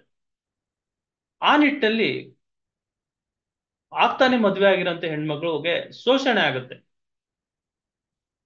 ಅವಳನ್ನ ಒಪ್ಕೊಳ್ಳೋದಕ್ಕೆ ಸಾಕಷ್ಟು ಟೈಮ್ ಬೇಕಾಗ್ತದೆ. ಈ ಮಧ್ಯದಲ್ಲಿ ಅವಳಿಗೆ ತೊಂದರೆ ಆಗ್ತದೆ. ಈ ಈ ಸಂದರ್ಭದಲ್ಲಿ ಆಕೆನ ತೊಂದರೆಯಿಂದ ತಪ್ಪಿಸ್ಲಿಕ್ಕೆ ಕೌಟುಂಬಿಕ ದೌರ್ಜನ್ಯ ಕಾಯ್ದೆ ಅಂತ ಮಾಡಿದ್ರು. ಯಾರಿಗೋಸ್ಕರ ಅಂತಂದ್ರೆ ಈ ಹೆಣ್ಮಗಳಿಗೆ protection of women from domestic violences ಅಂತ ಹೇಳಿ, ಡೊಮೆಸ್ಟಿಕ್ ವೈಲೆನ್ಸಸ್ ಆಕ್ಟ್ ಅಂತ ಹೇಳಿ. ತಂದೆ ತಾಯಿಯಂದ್ರು ವಯಸ್ಸಾದಂತ ಸಂದರ್ಭದಲ್ಲಿ ಮಕ್ಕಳು ಬಿಟ್ಟು ಹೋಗುವಂತ ಸಂದರ್ಭ, because of neutral family, to want to have a neutral family, separate ಆಗಿ ನಾನು ಬದುಕಬೇಕು ಅಂತ. ಅಂತ ಸಂದರ್ಭದಲ್ಲಿ ತಂದೆ ತಾಯಿಯಂದ್ರು ನನ್ನನ್ನ ನೋಡಿ, ಇಷ್ಟು ವರ್ಷ ನಾನು ಸಾಕಿದ್ದೇನೆ ನನ್ನ ಮಗಳನ್ನ ನೋಡಿ, ಈಗ ನೋಡಿದ್ರೆ ಹೋಗಿ ಅಮೆರಿಕಕ್ಕೆ ಸೆಟ್ಲ್ ಆದ, ನನ್ನನ್ನು ವೃದ್ಧಾಶ್ರಮಕ್ಕೆ ತಂದು ಬಿಟ್ಟು ಹೋಗ್ಬಿಟ್ಟಿದ್ದಾನೆ, ನನ್ನನ್ನು ನೋಡ್ಕೊಳ್ಳೋರು ಯಾರು ಅಂತ ಕಾನೂನಲ್ಲಿ ನೀವು ಪ್ರಶ್ನೆಯನ್ನ ಮಾಡು. ಸೆಕ್ಷನ್ 125 CRPC ಅಡಿಯಲ್ಲಿ ಒಂದು ಅರ್ಜಿಯನ್ನ ಸಲ್ಲಿಸಿದ್ರೆ, ತಹಸೀಲ್ದಾರ್ ಅವ್ರಿಗೆ ಅರ್ಜಿಯನ್ನ ಸಲ್ಲಿಸಿದ್ರೆ, ತಹಸೀಲ್ದಾರ್ ಅವರು ನೋಟಿಸ್ ಅನ್ನ ಇಶ್ಯೂ ಮಾಡ್ತಾರೆ. ನೋಟಿಸ್ ಅನ್ನ ಇಶ್ಯೂ ಮಾಡಿ ಅವ್ರನ್ನ ಕರೆಸಿ, ಯಾಕಪ್ಪ ನಿಮ್ ತಂದೆ ತಾಯಿ ನೋಡ್ಕೊಳ್ಳೋ ಅಂತ ಜವಾಬ್ದಾರಿ ನಿಮ್ಗಿಲ್ವಾ? ಅವ್ರು ನಿಮ್ಮನ್ನ ಬೆಳೆಸಿಲ್ವಾ? ಅವ್ರು ನಿಮ್ಗೆ ಉದ್ಯೋಗವನ್ನ ಕೊಡ್ಸಿಲ್ವಾ? ಅವ್ರು ನಿಮ್ಗೆ ವಿದ್ಯಾಭ್ಯಾಸವನ್ನ ಕೊಟ್ಟಿಲ್ವಾ? ಸೊ ಅವ್ರನ್ನ ನೋಡ್ಕೊಳ್ಳೋದು ನಿಮ್ ಜವಾಬ್ದಾರಿ ಅಲ್ವಾ? ಅವ್ರಿಗೆ ನೀವು ಜೀವನಾಂಶವನ್ನ ಕೊಡಿ ಅಂತ ಆದೇಶವನ್ನ ಸಹ ಮಾಡ್ತಾರೆ. ನೋಡಿ, ಈ ರೀತಿಯಾದಂತಹ ಕಾನೂನನ್ನ ರಚನೆ ಆಗ್ತದೆ. ಕಾನೂನು ಈ ರೀತಿಯಾಗಿ ಎಲ್ಲ ಒಂದು ಯೂಸ್ಫುಲ್ ಆಗ್ತದೆ. ಸೊ ಈ ನಿಟ್ಟಿನಲ್ಲಿ ನಾವು ಅರ್ಥ ಮಾಡ್ಕೊಬೇಕಾಗಿರೋದೇನು ಅಂತಂದ್ರೆ, ಎಲ್ಲಿ ಕಾನೂನಿನ ಹಕ್ಕಿರ್ತದೆ ಅಲ್ಲಿ ಕಾನೂನಾತ್ಮಕ ಪರಿಹಾರನೂ ಇರ್ತದೆ. ಎಲ್ಲಿ ಕಾನೂನಿನ ಹಕ್ಕು ಇರೋದಿಲ್ಲ ಅಲ್ಲಿ ಪರಿಹಾರನೂ ಸಿಗೋದಿಲ್ಲ. ಉದಾಹರಣೆಗೆ ಏನು ಸರ್ ಅಂತ ನಿಮ್ ಪ್ರಶ್ನೆಯನ್ನ ಕೇಳಿದ್ರೆ, ನೋಡಿ, ಚೆಕ್ ಮೇಲೆ ವ್ಯಾಲಿಡ್ ಅಪ್ ಟು 3 months ಅಂತ ಇರ್ತದೆ. ವ್ಯಾಲಿಡ್ ಅಪ್ ಟು 3 months ಅಂತ ಇರ್ತದೆ. ಯಾವುದು ಚೆಕ್ ಮೇಲೆ ಒಂದು ಡೇಟ್ ಅನ್ನ ಹಾಕ್ತಿವಿ ನಾವು. ಸೊ ಆ ಡೇಟ್ ಹಾಕದಂತ ಸಂದರ್ಭದಲ್ಲಿ ಆ 3 months ಒಳಗೆ ಅದನ್ನ ಬ್ಯಾಂಕ್ ಅಲ್ಲಿ ಪ್ರೊಡ್ಯೂಸ್ ಮಾಡ್ಬೇಕಾಗುತ್ತೆ. ನೀನ್ ಪ್ರೊಡ್ಯೂಸ್ ಮಾಡ್ದಲೇ ಇದ್ರೆ, within the stipulated date on the cheque, ಅದೇನಾಗುತ್ತೆ, ಇಟ್ ಬಿಕಮ್ಸ್ ಬಾರ್ಡ್ ಆಗ್ಬಿಡುತ್ತೆ. ನಾನು ಸಾಲವನ್ನ ಕೇಳ್ಬೇಕು, ಒಬ್ಬ ವ್ಯಕ್ತಿಗೆ ನಾನು ಸಾಲವನ್ನ ಕೊಟ್ಟಿದ್ದೀನಿ, ಸಾಲವನ್ನ ಕೇಳ್ಬೇಕು. ಒಂದು 10 ವರ್ಷ ಆದ್ಮೇಲೆ ನಾನು ಹೋಗಿ ಸಾಲವನ್ನ ಕೇಳಿದ್ರೆ ಕೇಳೋ ಅಂತ ನೈತಿಕ ಹಕ್ಕಿರುತ್ತೆ ಹೊರತು ಕಾನೂನಾತ್ಮಕ ಹಕ್ಕಿರಲ್ಲ. ಸೊ 3 ವರ್ಷದೊಳಗೆ ನಾನು ಮನಿ ರಿಕವರಿ ಕೇಸನ್ನ ಹಾಕೋಬೇಕಾಗುತ್ತೆ. 3 ವರ್ಷದೊಳಗೆ ನಾನು ಸಾಲವನ್ನ ಕೇಳ್ಬೇಕಾಗುತ್ತೆ ಹೊರತು 3 ವರ್ಷ ಆದ್ಮೇಲೆ ಹೋಗಿ ನಾನು ಕೇಳಕ್ಕಾಗಲ್ಲ. ಬೆಂಗಳೂರಿನಲ್ಲಿ ಒಂದು ಸೈಟ್ ನ ತಗೊಂಡ್ಬಿಟ್ಟು ನಾನು ಅಮೆರಿಕಾಗ ಹೋಗಿ ಒಂದು 15 ವರ್ಷ ಅಲ್ಲಿದ್ದು ಮತ್ತೆ ಬೆಂಗಳೂರಿಗೆ ಬಂದು ನಾನು ನೋಡ್ತಾ ಇದ್ದೀನಿ, ನನ್ನ ಸೈಟ್ ಅಲ್ಲಿ ಆಲ್ರೆಡಿ ಒಬ್ಬ ಯಾರೋ ಮನೆ ಕಟ್ಕೊಂಡಿದ್ದಾನೆ, ಮನೆ ಕಟ್ಕೊಂಡು ಅಲ್ಲಿ ವಾಸ ಮಾಡ್ತಾ ಇದ್ದಾನೆ. ಅದನ್ನ ನಾನು ಪ್ರಶ್ನೆ ಮಾಡ್ತೀನಿ. ಅವನು ಹೇಳ್ತಾನೆ, ನೋಡಪ್ಪ ನೀನು ಆಲ್ರೆಡಿ 20 ವರ್ಷ ಮುಗಿಸ್ಕೊಂಡ್ ಬಂದಿದ್ದೆ, 20 ವರ್ಷ ನೀನ್ ಎಲ್ಲಿದ್ದೆ, ನೀನ್ ಯಾಕೆ ಬಂದು ನನ್ನ ಪ್ರಶ್ನೆ ಮಾಡ್ಲಿಲ್ಲ? ನೋಡು, 12 ವರ್ಷಕ್ಕಿಂತ ಜಾಸ್ತಿ ನಾನು ಈ ಒಂದು ಪ್ರಾಪರ್ಟಿಯಲ್ಲಿ ನಾನಿದ್ದು ಸರ್ಕಾರಕ್ಕೆ ಟ್ಯಾಕ್ಸ್ ಅನ್ನ ನಾನು ಕಟ್ತಾ ಇದ್ದೀನಿ. ಸೊ ಈ ನಿಟ್ಟಿನಲ್ಲಿ ನಾನು ಅದ್ರ ಮೇಲೆ ಒಂದು ರೈಟ್ ಅನ್ನ ಅಕ್ವೈರ್ ಮಾಡಿದ್ದೀನಿ, right acquired through adverse position ಅಂತ ಹೇಳ್ತಾನೆ. 12 ವರ್ಷಕ್ಕಿಂತ ಜಾಸ್ತಿ ಮೇಲಿದ್ರೆ ಅಲ್ಲಿ ಅವನಿಗೊಂದು ಹಕ್ಕು ಕ್ರಿಯೇಟ್ ಆಗ್ಬಿಟ್ರು. ಆ ಹಕ್ಕನ್ನ ನಾನು ಚಲಾಯಿತಿ ಮಾಡಿ ಇದನ್ನ ನನ್ಗೆ ಕೊಡಿ ಅಂತ ನಾನು ಸರ್ಕಾರವನ್ನ ಕೇಳ್ತೀನಿ. ಕೋರ್ಟ್ ಅನ್ನ ನಾನು ನ್ಯಾಯಾಲಯದ ಮೊರೆ ಹೋಗ್ತೀನಿ, ನೀನ್ ಬೇಕಾದ್ರೆ ನ್ಯಾಯಾಲಯದ ಮೊರೆ ಹೋಗ್ಬೋದು. ಸೊ ನ್ಯಾಯಾಲಯ ಏನ್ ಹೇಳುತ್ತೆ, ಸೊ ನೀವು 12 ವರ್ಷದವರೆಗೂ ನೀವು ಎಲ್ಲಿದ್ರೆ, ಸೊ ಹಾಗಾಗಿ ನಿಮ್ಗೆ ಕಾನೂನಿನಲ್ಲಿ ಪರಿಹಾರ ಸಿಗೋದಿಲ್ಲ ಅಂತ ಹೇಳುತ್ತೆ. ಯಾರು ಕಾನೂನಿನಲ್ಲಿ ಜಾಗೃತೆಯನ್ನ ಹೊಂದಿರ್ತಾರೆ, ಯಾರಿಗೆ ತನ್ನ ಹಕ್ಕಿನ ವಿಚಾರದಲ್ಲಿ ಜಾಗ್ರತೆ ವಹಿಸಿರ್ತಾರೆ, ಅಂಥವ್ರಿಗೆ ಮಾತ್ರ ಕಾನೂನಿನಲ್ಲಿ ಪರಿಹಾರ ಸಿಗುತ್ತೆ ಹೊರತು ಬೇರೆ ಯಾವುದೇ ಪರಿಹಾರ ಸಿಗಲ್ಲ. ಯಾರು ಕಾನೂನಿನಲ್ಲಿ ಇನ್ನು ನಿರ್ಲಕ್ಷ್ಯ ವಹಿಸಿರ್ತಾರೆ, ಯಾರು ಅಜಾಗರೂಕತೆಯಿಂದ ಒಂದು ನಡವಳಿಕೆಯನ್ನ ಮಾಡಿರ್ತಾರೆ, ಅಂಥವ್ರಿಗೆ ಏನು ಕಾನೂನಿನಲ್ಲಿ ರಕ್ಷಣೆ ಇರೋದಿಲ್ಲ ಅಂತ ಹೇಳುತ್ತೆ. ಕಾನೂನು ಸ್ಪಷ್ಟವಾಗಿ ಹೇಳುತ್ತೆ. ಸೊ ಹಾಗಾಗಿ ನಾವು ಅರ್ಥ ಮಾಡ್ಕೊಬೇಕಾಗಿರೋದು ಏನು ಅಂತಂದ್ರೆ, there is a difference between legal right and moral right ಅಂತ. ರೈಟ್ ಅಂತಂದ್ರೆ it is the privilege or a kind of a freedom guaranteed by the state to its citizen to enforce it, and if there is any infringement there will be a remedy under the law ಅಂತ ಹೇಳಿ. So that would be the concept of right. Under that right we will come across different kinds of rights ಅಂತ. Rights ಅಲ್ಲಿ ಸಾಕಷ್ಟು rights ಗಳನ್ನ ನಾವು ನೋಡ್ತಾ ಹೋಗ್ತೀವಿ. ಯಾವುದು ಸರ್ ರೈಟ್ಸ್ ಅಂತಂದ್ರೆ ಪಾಸಿಟಿವ್ ರೈಟ್ ಅಂತ ನಾನು ಕರಿತೀನಿ, ಪಾಸಿಟಿವ್ ರೈಟ್. ನೆಗೆಟಿವ್ ರೈಟ್ ಅಂತ ನಾನು ಕರಿತೀನಿ, positive right, negative right. Positive right ಅಂದ್ರೆ ಏನು? ಪಾಸಿಟಿವ್ ರೈಟ್ ಅಂತಂದ್ರೆ, ಪಾಸಿಟಿವ್ ಅಂತ ಏನು, ಋಣಾತ್ಮಕ ಅಥವಾ ಸಕಾರಾತ್ಮಕ. ಸಕಾರಾತ್ಮಕ ಹಕ್ಕು. ಸಕಾರಾತ್ಮಕ ಹಕ್ಕು ಯಾವುದು ಸರ್ ಅಂತಂದ್ರೆ, ಪಾಸಿಟಿವ್ ರೈಟ್ ಅಂದ್ರೆ ನಾನು ಒಂದು ಮನೆಯನ್ನ ನಿರ್ಮಾಣವನ್ನ ಮಾಡ್ತೀನಿ, ಒಂದು ಸೈಟ್ ಅನ್ನ ತಗೋತೀನಿ, ಸೈಟ್ ಅನ್ನ ನನ್ನ ಹೆಸರಿಗೆ ರಿಜಿಸ್ಟರ್ ಮಾಡ್ಕೊಂತೀನಿ. ರಿಜಿಸ್ಟರ್ ಮಾಡ್ಕೊಂಡಂತ ಸಂದರ್ಭದಲ್ಲಿ ನನ್ನ ಪ್ರಾಪರ್ಟಿಯಲ್ಲಿ ನಾನು ಮನೆ ಕಟ್ಟುವ ಅಧಿಕಾರವನ್ನ ಹೊಂದಿರ್ತೀನಿ. ನೋಡಿ, ಮನೆಯನ್ನ ಕಟ್ಟುವ ಅಧಿಕಾರವನ್ನ ಹೊಂದಿರ್ತೀನಿ. That would be the positive right. ಸಕಾರಾತ್ಮಕವಾಗಿ ಅದನ್ನ ಬೆಳವಣಿಗೆಯನ್ನ ಮಾಡ್ಬೇಕು. ನಾನು ಅದನ್ನ ಬೆಳವಣಿಗೆ ಮಾಡ್ತೇನೆ. I will build a property, I will build a house in the vacant site. That would be my positive right. ಕಟ್ಟಿರೋ ಬಿಲ್ಡಿಂಗ್ ನ ನಾನು ಪರ್ಚೇಸ್ ಮಾಡಿದೆ, ಅದನ್ನ ಡೆಮಾಲಿಷ್ ಮಾಡಬೇಕು. ಡೆಮಾಲಿಷ್ ಮಾಡಿ ನಾನೊಂದು ಏನು ಡೂಪ್ಲೆಕ್ಸ್ ಮನೆಯನ್ನ ಕಟ್ಟಬೇಕು ಅಂತ ಇರ್ತೀನಿ. ಸೊ ಅದನ್ನ ನಾನು ಡೆಮಾಲಿಷ್ ಮಾಡ್ತೀನಿ. So that would be your negative right. Perfect right ಅಂತ ಕರಿತೀವಿ ನೋಡಿ, ಪರ್ಫೆಕ್ಟ್ ರೈಟ್ ಅಂತ. ಪರ್ಫೆಕ್ಟ್ ರೈಟ್ ಅಂದ್ರೆ ಏನು? What is perfect right? Perfect ಅಂತಂದ್ರೆ ಏನು? ಎಲ್ಲವೂ ಸರಿಯಾಗಿರೋಂಥದ್ದು, ಅದು ಪರ್ಫೆಕ್ಟ್ ಆಗುತ್ತೆ. ನೋಡಿ, ನಾನು 18 ವರ್ಷ ವಯಸ್ಸಾದಂತ ಸಂದರ್ಭದಲ್ಲಿ, 18 ವಯೋಮಿತಿಯನ್ನ ಹೊಂದಂತ ಸಂದರ್ಭದಲ್ಲಿ ನನಗೆ ವೋಟ್ ಮಾಡುವಂತ ಅಧಿಕಾರ ಇರುತ್ತಲ್ಲ, that is the perfect right. That would be the perfect right. What is imperfect right ಅಂತ? So there is another classification of right which discusses about imperfect right, which is not perfect, which is imperfect right. ನೋಡಿ, time barred debt ಅಂತ ಕರಿತೀವಿ. ಅಂದ್ರೆ time ಮೀರೋಗ್ಬಿಟ್ಟಿರುತ್ತೆ, 3 ವರ್ಷ ಆಗೋಗ್ಬಿಟ್ಟಿರುತ್ತೆ, ಆಮೇಲೆ ಹೋಗಿ ನಾನು ಸಾಲವನ್ನ ಕೇಳ್ತೀನಿ. So that would be an imperfect, not perfect. Imperfect right ಅಂತ ಕರಿತೀವಿ. ರೈಟ್ ಇನ್ ರೆಮ್, ರೈಟ್ ಇನ್ ಪರ್ಸೋನಮ್ ಅಂತ. ಪುರುಷೋತ್ತಮ ಅವ್ರ ಮೇಲೆ ಯಾರೋ ವೈಯಕ್ತಿಕವಾಗಿ ಅವರ ಮಾನವನ್ನ ಹಾಳು ಮಾಡುವಂತ ಸಂದರ್ಭದಲ್ಲಿ ಅವರನ್ನ ರೈಟ್ ಥಿಂಕಿಂಗ್ ಮೆಂಬರ್ಸ್ ಅಂತ ನಾವು ಕರಿತೀವಿ. ಅಂದ್ರೆ ಸಮಾಜದಲ್ಲಿ ಅವರ ಪ್ರತಿಷ್ಠೆಯನ್ನ, ವ್ಯಕ್ತಿಗತ ಗೌರವವನ್ನ ಹಾಳು ಮಾಡೋ ಉದ್ದೇಶದಲ್ಲಿ ಅವರ ಜಾತಿ ಹಿಡಿದು ನಿಂದನೆಯನ್ನ ಮಾಡೋದು, ಅವ್ರ ಬಗ್ಗೆ ಕಳಂಕವನ್ನ ಹಚ್ಚುವಂಥದ್ದು. ಅಂತ ಸಂದರ್ಭದಲ್ಲಿ ಪುರುಷೋತ್ತಮ ಅವರು ಮಾತ್ರ, ಆ ವ್ಯಕ್ತಿ ಯಾರು ಅವ್ರ ತನ್ನ ಘನತೆಗೆ ವಿರುದ್ಧವಾಗಿ ಮಾತಾಡಿದ್ರಲ್ಲ ಅವ್ರ ಮೇಲೆ ಕೇಸ್ ಹಾಕುವಂತದ್ದು ಅಧಿಕಾರ ಪುರುಷೋತ್ತಮ ಅವ್ರಿಗೆ ಮಾತ್ರ ಇರುತ್ತೆ, ಬೇರೆಯವ್ರಿಗೆ ಯಾರಿಗೂ ಇರಲ್ಲ. ನನ್ನ ಬದಲಾಗಿ ಅಕ್ಬರ್ ಬಾಷಾ ಅವ್ರಿಗೆ ಇರಲ್ಲ, ನನ್ನ ಬದಲಾಗಿ ಆನಂದ್ ಅವ್ರಿಗಿರಲ್ಲ, ನನ್ನ ಬದಲಾಗಿ ದಿವಾಕರ್ ಅವ್ರಿಗಿರಲ್ಲ. ಅದು ಹಕ್ಕು ನನ್ನಲ್ಲೇ ಇರುತ್ತೆ. ಹೆಂಡತಿಗೆ ಗಂಡ ಹೊಡಿತಾನೆ, ಕುಡಿದು ಬಂದು ಹೆಂಡತಿಗೆ ಹೊಡಿತಾನೆ. ಎಲ್ಲಿ ನಿಮ್ಮಪ್ಪ ದುಡ್ಡು ಕೊಡ್ತೀನಿ ಅಂತ ಹೇಳಿದ್ದ, ಮದ್ವೆ ಮಾಡ್ಕೊಳ್ಳೋ ಸಂದರ್ಭದಲ್ಲಿ ಇಷ್ಟು ಕೊಡ್ತೀನಿ ಅಂತ ಹೇಳಿದ್ದ, ಅಷ್ಟು ಕೊಡ್ತೀನಿ ಅಂತ ಹೇಳಿದ್ದ, ಏನು ಕೊಡ್ಲೇ ಇಲ್ವಲ್ಲ ಅಂತ ಚುಚ್ಚು ಮಾತಾಡುವಂಥದ್ದು, ಹೊಡೆಯುವಂಥದ್ದು ಮಾಡ್ತಾ ಇರ್ತಾನೆ. ಅಂತ ಸಂದರ್ಭದಲ್ಲಿ ಆಕೆಗೆ ಮಾತ್ರ ಹಕ್ಕಿರುತ್ತೆ ಅವನ ಮೇಲೆ ಕೇಸ್ ಹಾಕುವಂತ, ಅವನ ಮೇಲೆ ದೌರ್ಜನ್ಯದ ದಾವೆಯನ್ನ ಹಾಕುವಂತ ಹಕ್ಕು. ಅದನ್ನ ನಾವ್ ಏನಂತ ಕರಿತೀವಿ? ವೈಯಕ್ತಿಕ ಹಕ್ಕುಗಳು ಅಂತ ಕರಿತೀವಿ, ಪರ್ಸನಲ್ ರೈಟ್ ಅಂತ ಕರಿತೀವಿ. ನೋಡಿ, ಪರ್ಸನಲ್ ರೈಟ್ ಡಿಫೈನ್ ಮಾಡಿದ್ರು, ಡೆರೋಗೇಟರಿ ರಿಮಾರ್ಕ್ಸ್ ಅನ್ನ ಮಾಡಿದ್ರು. ಅಂತ ಸಂದರ್ಭದಲ್ಲಿ ಆಕ್ಷನ್ ತಗೊಳ್ಳುವಂತ ಅಧಿಕಾರ ಯಾರಿಗಿರುತ್ತೆ?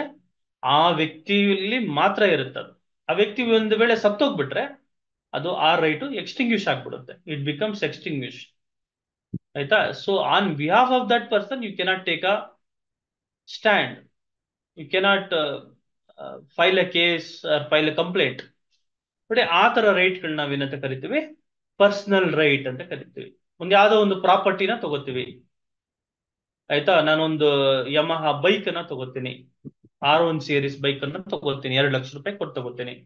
ಅಂತ ಸಂದರ್ಭದಲ್ಲಿ ಆ ಯಮಹ ಒಂದು RC ಏನಿರುತ್ತೆ ನನ್ನ ಹೆಸರು ರಿಜಿಸ್ಟರ್ ಮಾಡ್ಬೇಕು ಅಂತ ಹೇಳ್ತೀನಿ. ಅಂತ ಸಂದರ್ಭದಲ್ಲಿ ಆ ಯಮಹ ಒಂದು ಮೋಟಾರ್ ಬೈಕಿನ ಮೇಲೆ ನನಗೆ ಒಂದು ಹಕ್ಕಿರುತ್ತೆ. ಯಾವ್ದು ಸರ್ ಅದು ಹಕ್ಕು? ಪ್ರೊಪ್ರೇಟರಿ ರೈಟ್. ನೋಡಿ, ಪ್ರೊಪ್ರೇಟರಿ ರೈಟ್ ಅಂತ ಕರಿತೀನಿ. ನೋಡಿ, ನಾನು ಒಂದು ಪ್ರಾಪರ್ಟಿ, ಒಂದು ಮನೆಯನ್ನೇ ಪರ್ಚೇಸ್ ಮಾಡ್ಬಿಡ್ತೀನಿ. ಮನೆ ಪರ್ಚೇಸ್ ಮಾಡಿದ್ಮೇಲೆ ಆ ಮನೆಯ ಸಂಬಂಧವಾಗಿ ನನ್ಗೆ ಯಾರು ತೊಂದರೆ ಕೊಡಂಗಿಲ್ಲ.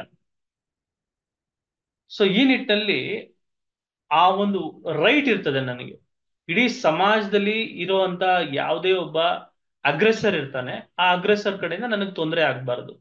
ಸೊ ಈ ನಿಟ್ಟಿನಲ್ಲಿ ನನಗೊಂದು ರೈಟ್ ಉಂಟಾಗಿರ್ತದೆ. ಆ ರೈಟ್ ಅನ್ನ ನಾನು ಏನಂತ ಕರಿತೀನಿ ಅಂದ್ರೆ ರೈಟ್ ಇನ್ ರೆಮ್ ಅಂತ ಕರಿತೀನಿ, right against the whole society ಅಂತ. ನಾನು ಒಂದ್ಸತಿ ನಾನೊಂದು ಒಂದು ಪ್ರಾಪರ್ಟಿನ ನನ್ನ ಹೆಸರಲ್ಲಿ ರಿಜಿಸ್ಟರ್ ಮಾಡ್ಕೊಂಡ್ಮೇಲೆ ಸಬ್ ರಿಜಿಸ್ಟರ್ ಆಫೀಸ್ ಅಲ್ಲಿ ನನಗೆ ಯಾರೂ ಸಹ ತೊಂದರೆಯನ್ನ ಕೊಡಬಾರದು. ಆ ರೀತಿಯಾದಂತಹ ಹಕ್ಕನ್ನ ನಾವೇನಂತ ಕರಿತೀವಿ? Right in REM, right against the whole society ಅಂತ. ರೈಟ್ ಇನ್ ಪರ್ಸೋನಮ್ ಅಂದ್ರೆ ಆ ವ್ಯಕ್ತಿಯಲ್ಲಿ ಮಾತ್ರ ರೈಟ್ಸ್ ಇರುತ್ತೆ. ಯಾವಾಗ? Personal right. ನೋಡಿ, ಇದು ನನ್ನ ಪರ್ಸನಲ್ ಮ್ಯಾಟರ್ ಕಂಡ್ರೆ ನೀವ್ ಯಾಕ್ರಿ ಇಂಟರ್ಫಿಯರ್ ಆಗ್ತೀರಾ? This is my personal and it is my personal right. ಆಯ್ತಾ? I am the only person who has to take action against the person who had defamed me, who had posted the derogatory remarks on social media. ಆಯ್ತಾ? ಸೊ ನಾವು ಮಾತ್ರ case ಮಾಡ್ಬೇಕು, ಬೇರೆಯವ್ರಿಗೆ ಯಾರಿಗೂ ಅಧಿಕಾರ ಇರಲ್ಲ. ಅದು ಪರ್ಸನಲ್ ರೈಟ್ ಆಯ್ತು. ರೈಟ್ ಇನ್ ರೆಮ್ ಆಯ್ತು, ಪ್ರೊಪ್ರೇಟರಿ ರೈಟ್ಸ್ ಆಯ್ತು. ಆಯ್ತಾ? ಪಾಸಿಟಿವ್ ರೈಟ್ಸ್ ಆಯ್ತು, ನೆಗೆಟಿವ್ ರೈಟ್ಸ್ ಆಯ್ತು, ಪರ್ಫೆಕ್ಟ್ ರೈಟ್ ಆಯ್ತು, ಇಂಪರ್ಫೆಕ್ಟ್ ರೈಟ್ಸ್ ಆಯ್ತು. ಸೊ ಹಿಂಗೆ there are categories of rights. We need to understand categories of rights ನಮ್ಗೆ ಗೊತ್ತಿರ್ಬೇಕು. ನೋಡಿ, ಯಾವುದೇ ಕೇಸ್ ಆಗ್ಲಿ, ಯಾವುದೇ ಒಂದು ಕಾನೂನಿನಲ್ಲಿ ಪರಿಹಾರವನ್ನ ತಗೋಬೇಕು. ಈ ನಿಟ್ಟಿನಲ್ಲಿ ಒಂದು ನಾವು ಅರ್ಥ ಮಾಡ್ಕೊಬೇಕು, ಏನು ಅಂತಂದ್ರೆ ಕಾನೂನಿನಲ್ಲಿ ಪರಿಹಾರವನ್ನ ಪಡ್ಕೊಳ್ಳೋ ಅಂತ ಸಂದರ್ಭದಲ್ಲಿ ನಮಗೆ ಮೊದಲು ಹಕ್ಕಿರ್ಬೇಕು ಅಂತ. ನಮ್ಗೆ ಇವೆಲ್ಲ ಕತೆ ಎಲ್ಲ ಕೇಳಿದ್ಮೇಲೆ ಅನ್ಸುತ್ತೆ, ಏನಂತ ಅನ್ಸುತ್ತೆ ಅಂದ್ರೆ, ಕಾನೂನಿನಲ್ಲಿ ನಾನು ಪರಿಹಾರ ಪಟ್ಕೊಬೇಕಾದ್ರೆ ಮೊದಲು ನನ್ನ ಹತ್ರ ಲೀಗಲ್ ರೈಟ್ ಇರಬೇಕು. ಆ ಲೀಗಲ್ ರೈಟ್ ತೊಂದರೆ ಆಗಿರ್ಬೇಕು. ತೊಂದರೆ ಆದಾಗ ಅಷ್ಟೇ ಸಾಲದು, ನಷ್ಟವನ್ನ ಅನುಭವಿಸಿರ್ಬೇಕು. They should be a right, they should be an infringement of right, they should be a damages. ನೋಡಿ, so whenever we want to take a relief from the court of law, whenever we need to take the remedy, legal remedy for the infringement of right, there are 3 factors to be present ಅಂತ. ನಾನು ನ್ಯಾಯಾಲಯಕ್ಕೆ ಮೊರೆ ಹೋಗಿ ನ್ಯಾಯಾಲಯದಲ್ಲಿ ನನ್ನ ಹಕ್ಕಿನ ವಿಚಾರವಾಗಿ ನಾನು ಪರಿಹಾರವನ್ನ ತಗೊಬೇಕಾದ್ರೆ ಮೊದಲು 3 ಅಂಶಗಳು ನಾವು ನೆನಪಲ್ಲಿಟ್ಕೊಬೇಕು. 3 ಅಂಶಗಳು ನೆನಪಲ್ಲಿಟ್ಕೊಬೇಕು. ಯಾವುದು ಸರ್ ಅಂತಂದ್ರೆ, ನನ್ನಲ್ಲಿ ಕಾನೂನಾತ್ಮಕ ಹಕ್ಕಿರ್ಬೇಕು. I should have a legal right, not moral right. ನೋಡಿ, ಮಾರಲ್ ರೈಟ್ ಅಲ್ಲ, ಲೀಗಲ್ ರೈಟ್. ಆಯ್ತಾ? This should be a legal right. And that legal right, ನೋಡಿ, and that legal right should be infringed by the third party. ಆಯ್ತಾ? ಎರಡನೇದು, because of that infringement of legal right I have suffered some damages ಅಂತ. ಅದರಿಂದ ನನಗೆ ತೊಂದರೆ ಆಯ್ತು ಅಂತ ಹೇಳಿ. ನೋಡಿ, ನಾನು ವೋಟ್ ಹಾಕಕ್ಕೆ eligible person, I have cross the age of 18 years, I am entitle to cast my vote ಅಂತ, ಅಡಲ್ಟ್ ಫ್ರಾಂಚೈಸ್ ಅಂತ ಹೇಳಿ.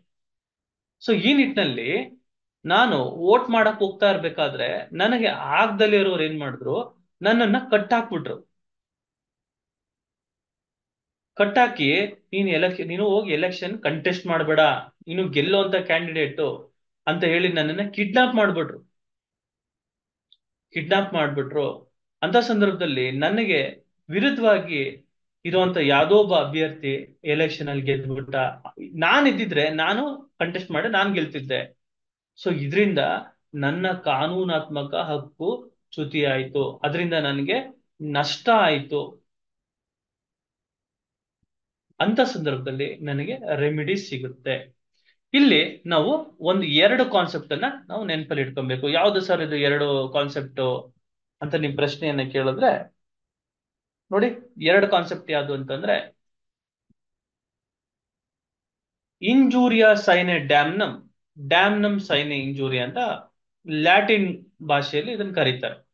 ಅಂದ್ರೆ damage without legal injury, damage with legal injury ಅಂತ, ಲೀಗಲ್ ಇಂಜುರಿ ಅಂತ ಕರಿತೀವಿ. ಇಂಜುರಿ ಅಂತಂದ್ರೆ ಗಾಯ ಅಂತ ನಾವು ಕರಿತೀವಿ ಸಾಮಾನ್ಯ ಭಾಷೆಯಲ್ಲಿ.